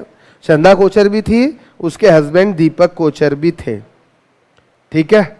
अब ये न्यू पावर के जितने भी शेयर्स हैं, ये न्यू पावर के जितने भी शेयर्स हैं, ये सारे के शेयर, सारे शेयर्स जो है ये पैसिफिक कैपिटल के पास आ गए। कैसे? ने ट्रांसफर किया ना उन्होंने। न्यू पावर का शेयर होल्डर कौन? दीपक कोचर। पैसिफिक कैपिटल का शेयर होल्डर कौन? Deepak Kochhar and Chanda Kochhar. Can Deepak Kochhar transfer all the shares of NuPower to Pacific Capital? क्यों नहीं कर सकता? उसकी मर्जी, उसकी कंपनी, उसको किसी को भी देना है, दे दिया, ठीक है। प्रेजेंटली न्यू पावर किसकी है? यहां पे ये सिचुएशन आने के बाद पैसिफिक कैपिटल की। और पैसिफिक कैपिटल का ओनर कौन है? चंदा कोचर एंड दीपक कोचर। बराबर आई कहानी समझ में? आगे सुप्रीम एनर्जी इस न्यू, सुनो इसके बाद क्या हुआ, ये जो दोनों ने मिलके, ये पैसिफिक कैपिटल ने न्यू पावर के शेयर्स पूरे के पूरे, यानी ये पैसिफिक कैपिटल के पूरे शेयर्स वेणुगोपाल धूत को ट्रांसफर कर दिए। ये पैसिफिक कैपिटल नाम की कंपनी जो चंदा कोचर और दीपक कोचर की थी, इसको ट्रांसफर कर दिया। किसको ट्रांसफर किया? वेणुगोपाल धूत को। कितने परसेंट होल्डिंग ट्रांसफर की?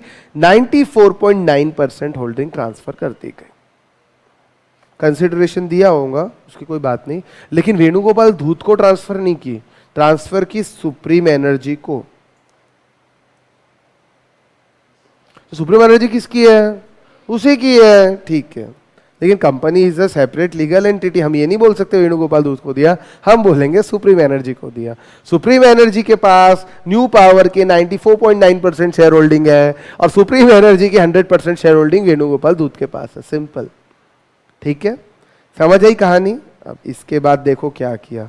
नवंबर 2010 में सुप्रीम एनर्जी ने सारे के सारे शेयर्स, मतलब सुप्रीम एनर्जी के सारे shares Mahesh Chandra Pugalia and associate, Mahesh Chandra Pugalia नाम के इंसान को ट्रांसफर कर दिए गए।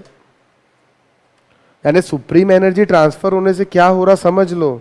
सुप्रीम एनर्जी का जो 64 करोड़ का लोन था वो भी गया, सुप्रीम एनर्जी के पास जो न्यू पावर की होल्डिंग थी वो भी गई। पूरी की पूरी सुप्रीम एनर्जी ट्रांसफर कर दी वेणुगोपाल धूत ने। किसको दी? महेश चंद्र पुगलिया को। कोई प्रॉब्लम है? उसकी मर्जी, किसी को भी देना। इसके बाद 2012 में ये महेश चंद्र पुगलिया जो था ना, ये चंदा कोचर और दीपक कोचर का एक एसोसिएट था, उनका फ्रेंड था, ठीक है। पूरी की पूरी सुप्रीम एनर्जी किसके पास है अभी? महेश चंद्र पुगलिया के पास। और पूरी की पूरी सुप्रीम एनर्जी 2012 में ट्रांसफर कर दी जाती है पिनेकल एनर्जी को। और ये पिनेकल एनर्जी एक ट्रस्ट है जिसका मैनेजिंग ट्रस्टी है मिस्टर दीपक कोचर। अब ऐसे ऐसे क्यों किए सर? सीधा सीधा क्यों नहीं किए? सीधा सीधा करते तो पहले दिन समझ में आ जाता कि गड़बड़ कर रहे हैं। ऐसा घुमाया चक्की, पिसिंग एंड पिसिंग एंड पिसिंग, पता ही नहीं चल रहा क्या हो रहा। ठीक है, यहां तक समझ में आया? सुप्रीम एनर्जी किसके पास है? खेलते खेलते सुप्रीम एनर्जी किसके हाथ में आ गई? महेश चंद्र पुगलिया के पास। 2012 में सुप्रीम एनर्जी को पूरा के पूरा ट्रांसफर किया। किसको? पिनेकल एनर्जी नाम के ट्रस्ट को। ये पिनेकल एनर्जी का ट्रस्टी कौन था? दीपक कोचर। और ये ट्रांसफर वैल्यू पता है कितनी थी? सिर्फ 9 लाख रुपया। यानी जस्ट इमेजिन, सुप्रीम एनर्जी के पास कुछ एसेट्स होंगे, वो 64 करोड़ रुपए तो है ही, प्लस वो पूरा न्यू पावर है, सब कुछ है सुप्रीम एनर्जी के पास। जो भी उसका वैल्यूएशन होगा उसको कितने में ट्रांसफर किया? सिर्फ 9 लाख रुपए में ट्रांसफर किया। और इसी बीच में 6 महीने के अंदर उसी समय आईसीआईसीआई बैंक ने 3250 करोड़ रुपए का लोन दिया वीडियोकॉन ग्रुप को। जब ये लोन दिया गया तभी ये ट्रांजैक्शन भी हुआ था। इसका मतलब ICICI bank is a separate legal entity, उसमें सिर्फ उसकी एमडी है चंदा कोचर। तो बिना चंदा कोचर की परमिशन के लोन दिया होगा क्या 3250 करोड़ का? नहीं। लेकिन कहना है तो क्या कहेंगे? आईसीआईसीआई बैंक ने लोन दिया किसको? वेणुगोपाल धूत को। और वेणुगोपाल धूत ने, अब ये देखो, वेणुगोपाल धूत ने पहले ही ये कंपनी इनको ट्रांसफर कर दी थी 2010 के अंदर, और 2012 में ये डील हुई, पिनेकल एनर्जी को ये कंपनी ट्रांसफर की गई। पिनेकल एनर्जी को ये सुप्रीम एनर्जी ट्रांसफर की गई। मतलब करीब करीब आप समझ सकते हो सुप्रीम एनर्जी का वर्थ अंदाज 3000 करोड़ के आसपास होगा। यस और नो? सोच के देखो।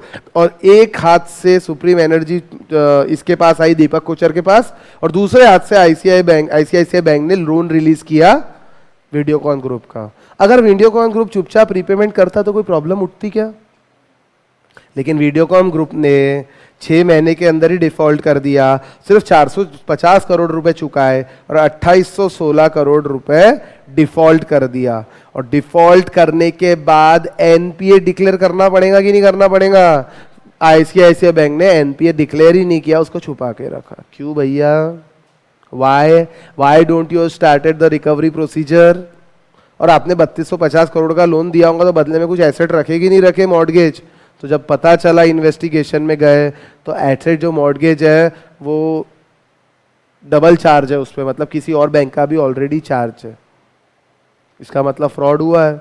अब ये हुआ बाहर कैसे आया समझो। एक अरविंद गुप्ता नाम का शेयर होल्डर है जिसके पास आईसीआईसीआई बैंक के बहुत बड़े शेयर, बहुत ज्यादा शेयर होल्डिंग है। इसको ये डील के बारे में पता चला और ये डिफॉल्ट का एनपीए में रिकॉर्डिंग भी नहीं हुआ, तो इसने क्या किया? सीधा पीएमओ को चिट्ठी लिखी, प्राइम मिनिस्टर्स ऑफिस। और प्राइम मिनिस्टर्स ऑफिस को चिट्ठी लिखने के बाद एनफोर्समेंट डायरेक्टरेट, सीबीआई, सब लोगों ने पूरी डील को इन्वेस्टिगेट किया। तब उनको पता चली ये पूरी कहानी, ये और ये। तब उनको समझ में आया एक हाथ सुप्रीम एनर्जी ली गई और एक हाथ से आईसीआईसीआई बैंक के थ्रू लोन दिया गया। मतलब चंदा कोचर ने अपने हस्बैंड को 3000 करोड़ दिया, ऐसा बोलूं तो क्या गलत बोल रहा मैं सीधी सीधी भाषा में? चंदा कोचर ने सुप्रीम एनर्जी नाम की कंपनी दिलवा दी, हाँ कि ना? और बदले में वेणुगोपाल धूत को पैसे दे दिए। उसने तो पैसे दिए ही नहीं अभी तक वापस। यस और नो? तो इतने करोड़ रुपए चंदा कोचर ने दिलवा दिए अपने हस्बैंड को, ऐसा बोल सकते हैं हम? इसको स्वीट हार्ट डील बोलते हैं। ठीक है, हाँ बोलो, क्या डाउट है? बंद हो गया ना वीडियो को? क्या बोल रहे हैं? दीपक कोचर वीडियोकॉन किसने? वेणुगोपाल धूत। ये बताया ना, स्टार्टिंग में तो था, ये यही तो था बेचारा। ये Venugopal Dhoot is the owner of Videocon. तो ये भी नहीं बोल सकते ना वेणुगोपाल दूध को पैसे दिए, आईसीआईसीआई बैंक ने पैसे किसको दिए, वीडियोकॉन को। अरे भाई लेकिन शेयर होल्डिंग ज्यादातर किसके पास है, ऐसा। तो ये जो company is a separate legal entity के कंसेप्ट से बहुत खिलवाड़ किए।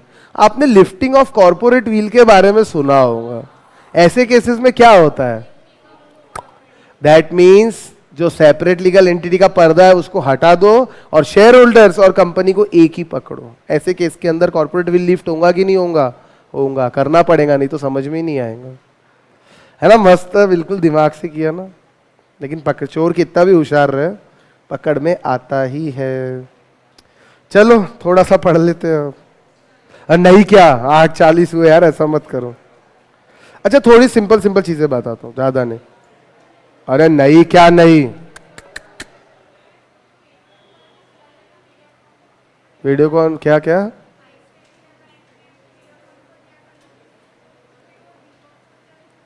अरे दीपक कोचर को कंपनी ट्रांसफर हो गई ना, सुप्रीम एनर्जी।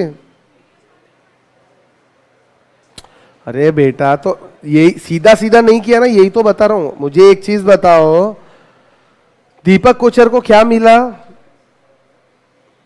सुप्रीम एनर्जी नाम की कंपनी मिली। सुप्रीम एनर्जी किसकी थी, उसी ने दिया होगा इसका मतलब, और सिर्फ 9 लाख रुपए में दिया। क्या फिर से एक बार, कुछ नहीं, सिलेबस में फिर से एक बार बताओ। वाह टाइम पास करना है क्या। Trade negotiation unit number 3, regional trade agreements, क्या क्या बोल रहे हैं, एक बार सुना ही नहीं आ रहा, क्या बोल रहे हैं आप, सच्ची आई कांट यार, नहीं बताना है। इंडिया के बाहर हवाला कैसे होता, आपको करना क्या यार, अच्छी अच्छी चीजें सीखो ना, क्या हवाला, ये फ्रॉड, ये सब की बातें पूछते में, कोई अच्छी बात तो पूछता ही नहीं।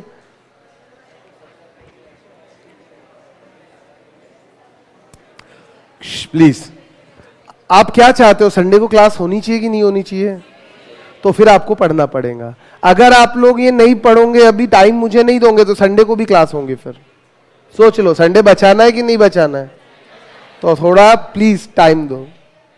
नहीं बचाना है क्या, तो ठीक है आप लोग संडे को आना, ठीक है। चलो बाकी तो सुन लो तब तक। इंट्रोडक्शन, रीजनल, देखिए इसमें रीजनल ट्रेड एग्रीमेंट, मुझे बताओ रीजनल ट्रेड एग्रीमेंट होता क्या होगा आपके हिसाब से। ट्रेड एग्रीमेंट मतलब 2 कंट्री के बीच में ट्रेड एग्रीमेंट, तो रीजन वर्ड क्यों लिखा है, एक ही रीजन को बिलोंग करते होंगे। यूरोपियन कंट्रीज, यूरोप एक कॉन्टिनेंट है, सब लोगों ने बीच मिलकर आपस में ट्रेडिंग एग्रीमेंट बना लिया, मतलब ये क्या हो गया, रीजनल ट्रेड एग्रीमेंट। तो ये 2 तरह के नहीं रहते, बहुत सारे तरह के रहते हैं। इसके अंदर देखिए इंट्रोडक्शन पार्ट तो नहीं पढ़ते, इंट्रोडक्शन में कुछ है नहीं, हम मेन आते हैं क्रक्स पे। कुछ अलग अलग कंट्रीज जो आपस में खुद के ग्रुप के हैं, या उनका एरिया सेम है, या कॉन्टिनेंट सेम है, जैसे एशियन कंट्रीज रहते हैं, ब्रिक्स कंट्री है, Brazil, Russia, India, south Africa और चाइना, ये ब्रिक्स कंट्री, ये लोग भी आपस में एग्रीमेंट कर सकते हैं, ठीक है। इनको बोलते हैं रीजनल ट्रेड एग्रीमेंट, मतलब इन्होंने वर्ल्ड ट्रेड ऑर्गेनाइजेशन को साइड में रख के अपने एग्रीमेंट कुछ तो भी कर लिए। अरब कंट्रीज, यूरोपियन कंट्रीज, ये सब लोग आपस में ट्रेड एग्रीमेंट करते हैं। इसमें 2 तरह की चीजें होती हैं, एक है यूनिलैटरल, एक है बायलैटरल। यूनिलैटरल और बायलैटरल मतलब क्या होता बताओ बोलो। यूनिलैटरल मतलब 1, बायलैटरल मतलब 2। यूनिलैटरल मतलब एक ही आदमी देगा या एक ही आदमी लेगा, बायलैटरल मतलब एक हाथ देगा एक हाथ लेगा, सिंपल, बस वैसा ही है, ठीक है। यानी पहली ट्रेड एग्रीमेंट के अंदर सिर्फ देना या लेना रहेगा, दूसरी ट्रेड एग्रीमेंट में तुम दोगे ये, हम देंगे ये, या हम लेंगे ये, तुम दोगे ये, फॉर एग्जांपल, ठीक है। देखो यानी बायलैटरल में 2 या उससे ज्यादा लोग भी इन्वॉल्व हो सकते हैं, बाय ट्राई भी हो सकती है ये, ठीक है।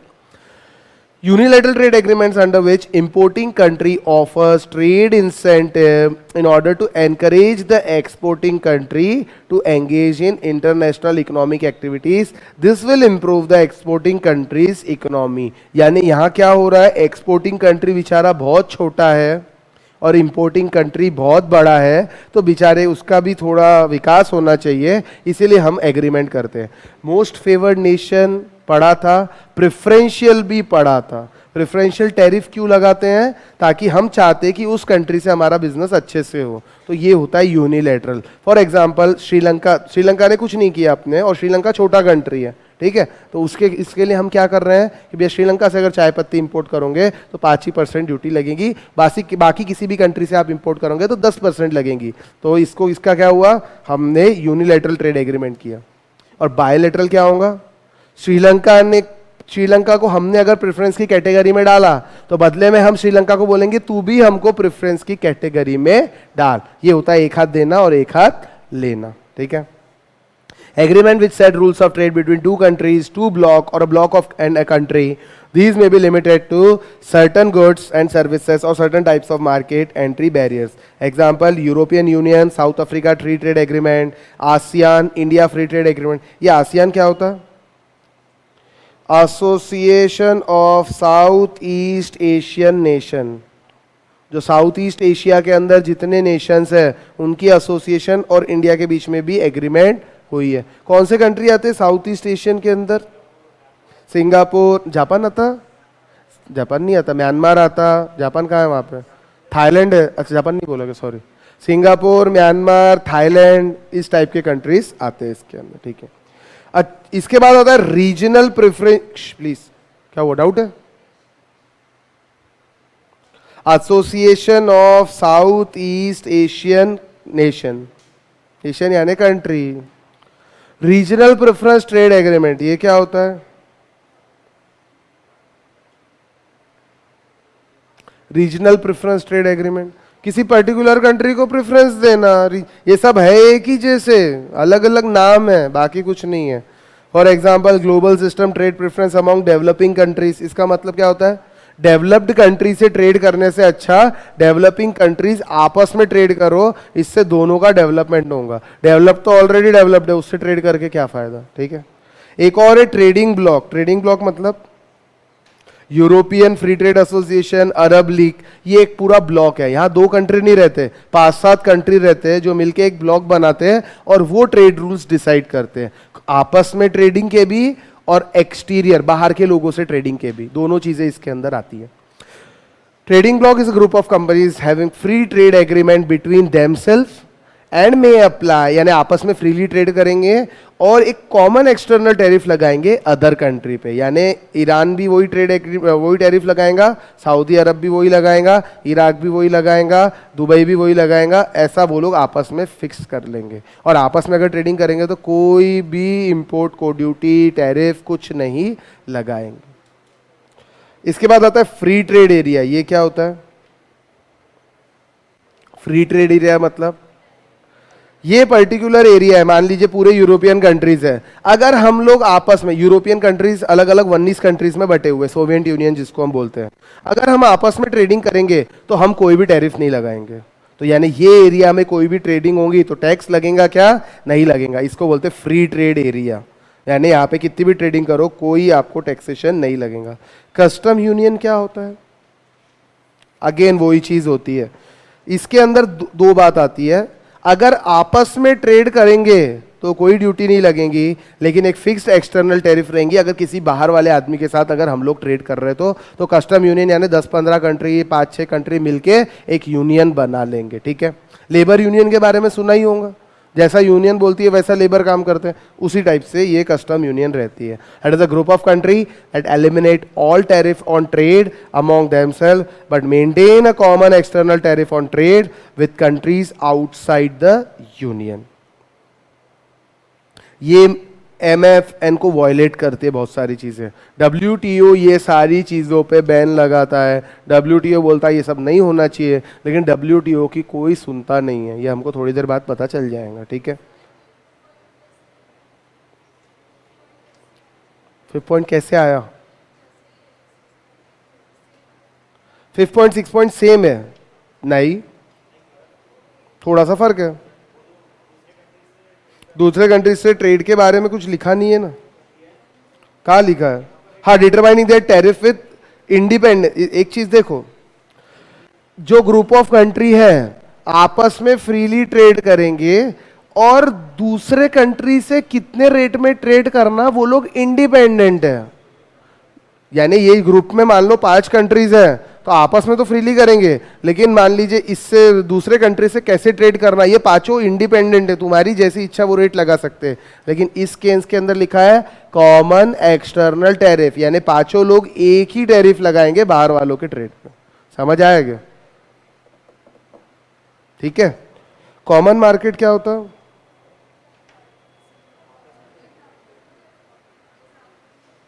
किसके एग्जाम्पल में? EC, European countries. MERCOSUR, बताओ, लिखोगे? लिखो। Custom union of four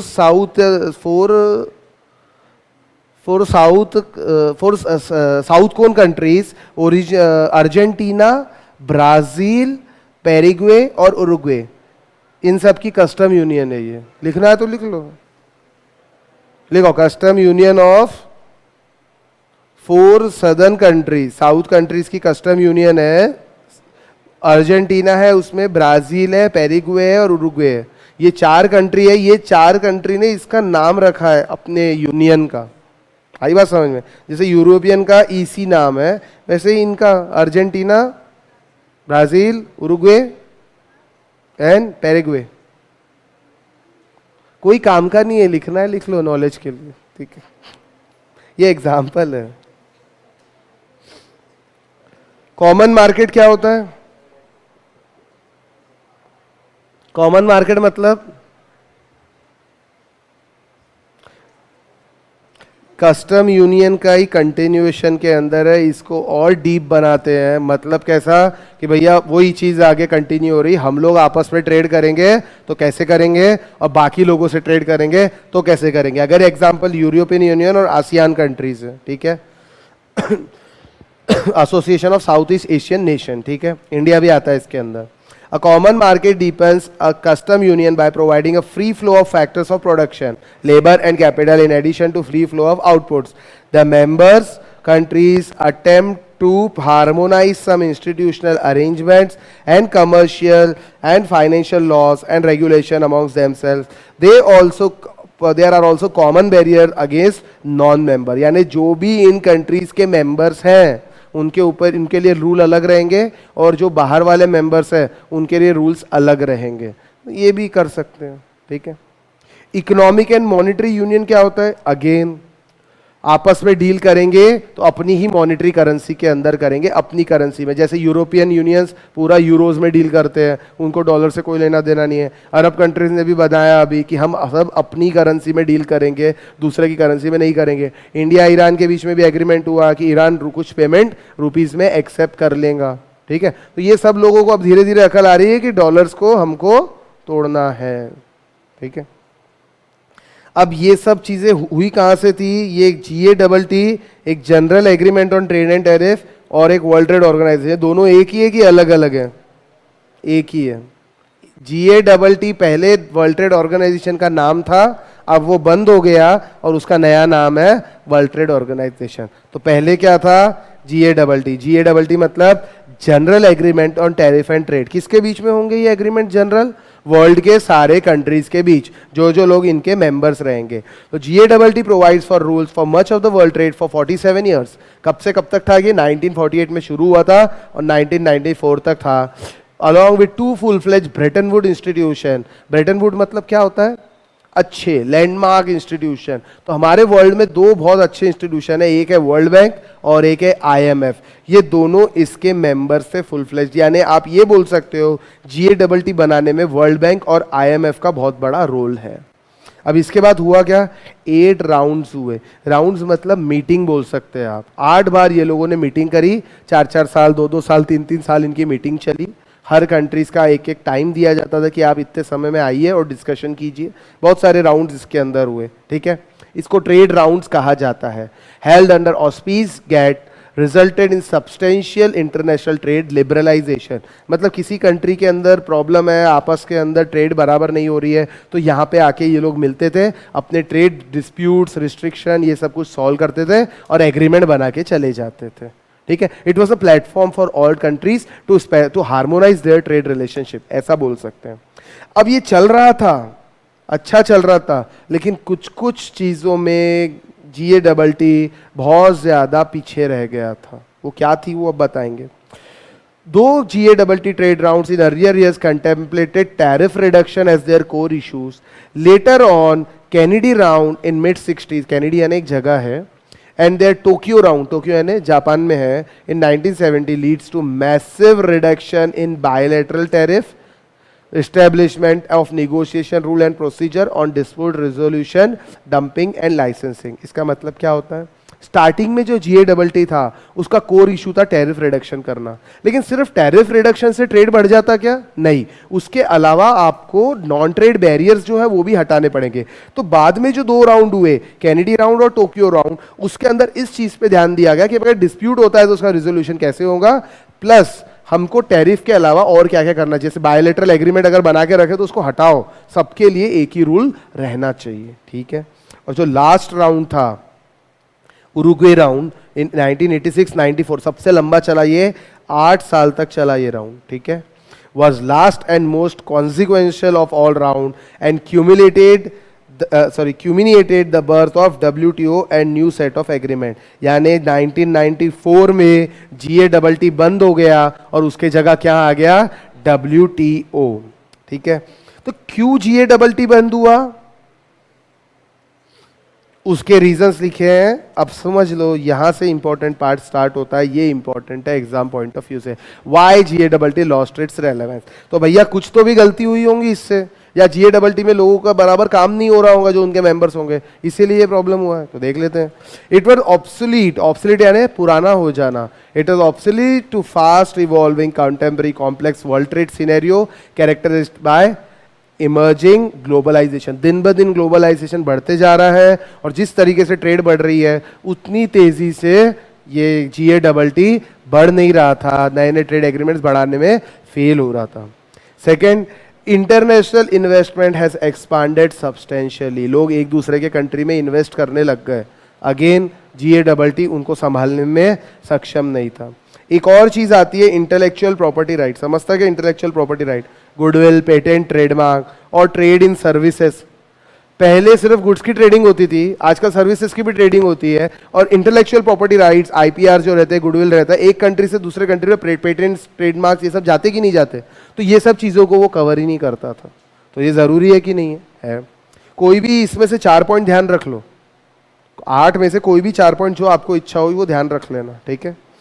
World merchandise trade increased by leap and bound and was beyond its scope। Leap and bound मतलब merchandise यानी sale of goods, leap and bound मतलब कई गुने से बढ़ती जा रही। 1 से 2, 2 से 4, 4 से 8, 8 से 16, 16 से 32, 32 से 64, 64 से 128, 128 से 250 से, ऐसे लीप एंड बाउंड इसको बोलते, कई गुना बढ़ना, इसको बोलते लीप एंड बाउंड से बढ़ना, ठीक है। तो वर्ल्ड ट्रेड इतनी तेजी से बढ़ रही थी और ये धीरे धीरे चल रहे थे। तो ऐसा होता क्या?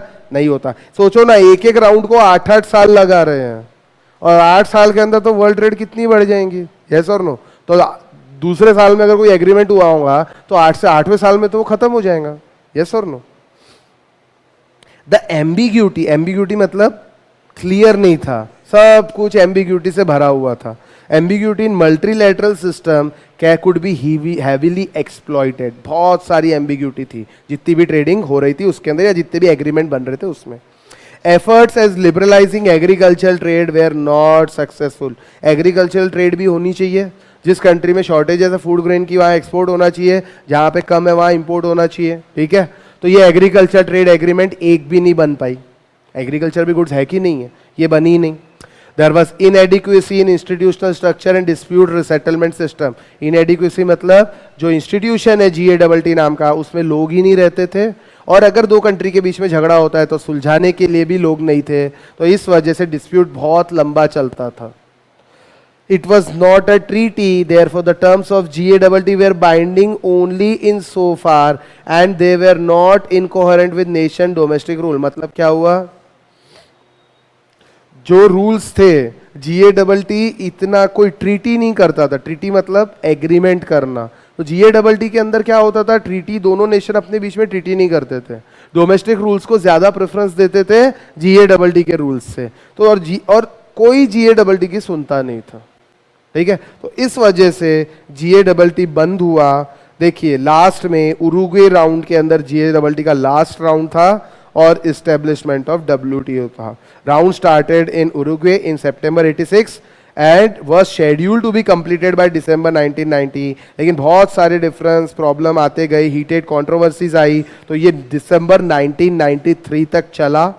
और उसके बाद 8 साल हो गए, बहुत सारे निगोशिएशन हुए, 123 कंट्रीज ने इसमें पार्टिसिपेट किया, लेकिन कुछ निकाल नहीं निकला। तो बाद में लोगों ने, इनके मेंबर्स ने सोचा कि एक काम करो, GATT को बंद करो और इसके जगह एक नया ऑर्गेनाइजेशन बनाएंगे जिसका नाम है World Trade Organization. The agreement was signed by most countries in April 15, 1994 and took effect on 1st July 1995. It also marked the birth of World Trade Organization, which is single institutional framework encompassing the GATT as modified by WTO. अब नई चीज क्या बन के आई है? WTO। GATT खत्म हो गया, GATT को रिप्लेस किसने किया? वर्ल्ड ट्रेड ऑर्गेनाइजेशन ने। वर्ल्ड ट्रेड ऑर्गेनाइजेशन का स्ट्रक्चर है ये, अब शायद एग्जाम में नहीं आए क्योंकि इस स्ट्रक्चर के ऊपर 3 मार्क का क्वेश्चन आ चुका है, तो अब शायद नहीं आए शायद, लेकिन फिर भी पढ़ना हमारा काम है। तो स्ट्रक्चर पढ़ लेते, फिर बाकी कल देख लेंगे। हाँ ठीक है ठीक है ठीक, चिल्लाओ मत। बस कल के दिन उतनी तकलीफ नहीं है, कल के दिन तो प्रैक्टिकल। ये देखिए 4th चैप्टर जो है, 4th यूनिट बहुत इंटरेस्टिंग है, इसको प्लीज मिस मत करना। पूरा करेंसी एक्सचेंज के ऊपर दिया हुआ है, खुद से पढ़ोगे तो समझेगा तो सही, लेकिन जो डाउट्स, जो कोर डाउट्स है वो क्लियर नहीं होंगे। तो करेंसी के ऊपर है पूरा के पूरा चैप्टर। हार्ड पैक क्या होता, सॉफ्ट पैक क्या होता, एक्सचेंज रेट रेजिम क्या होती, क्या फ्लोटिंग रेट होता, क्या फिक्स रेट होता, सब कुछ इसके अंदर है। और प्लस ये 2 ग्राफ भी है, नॉमिनल एक्सचेंज रेट क्या होता है और फ्लोटिंग एक्सचेंज रेट क्या होता, ठीक है। सुन रहे क्या? तो ये मिस मत करना 4th यूनिट, ठीक है। 2 दिन चलेगा ये 4th यूनिट, कल और परसों, और थोड़ा नरसों भी चल सकता है, ठीक है। चलो बाय।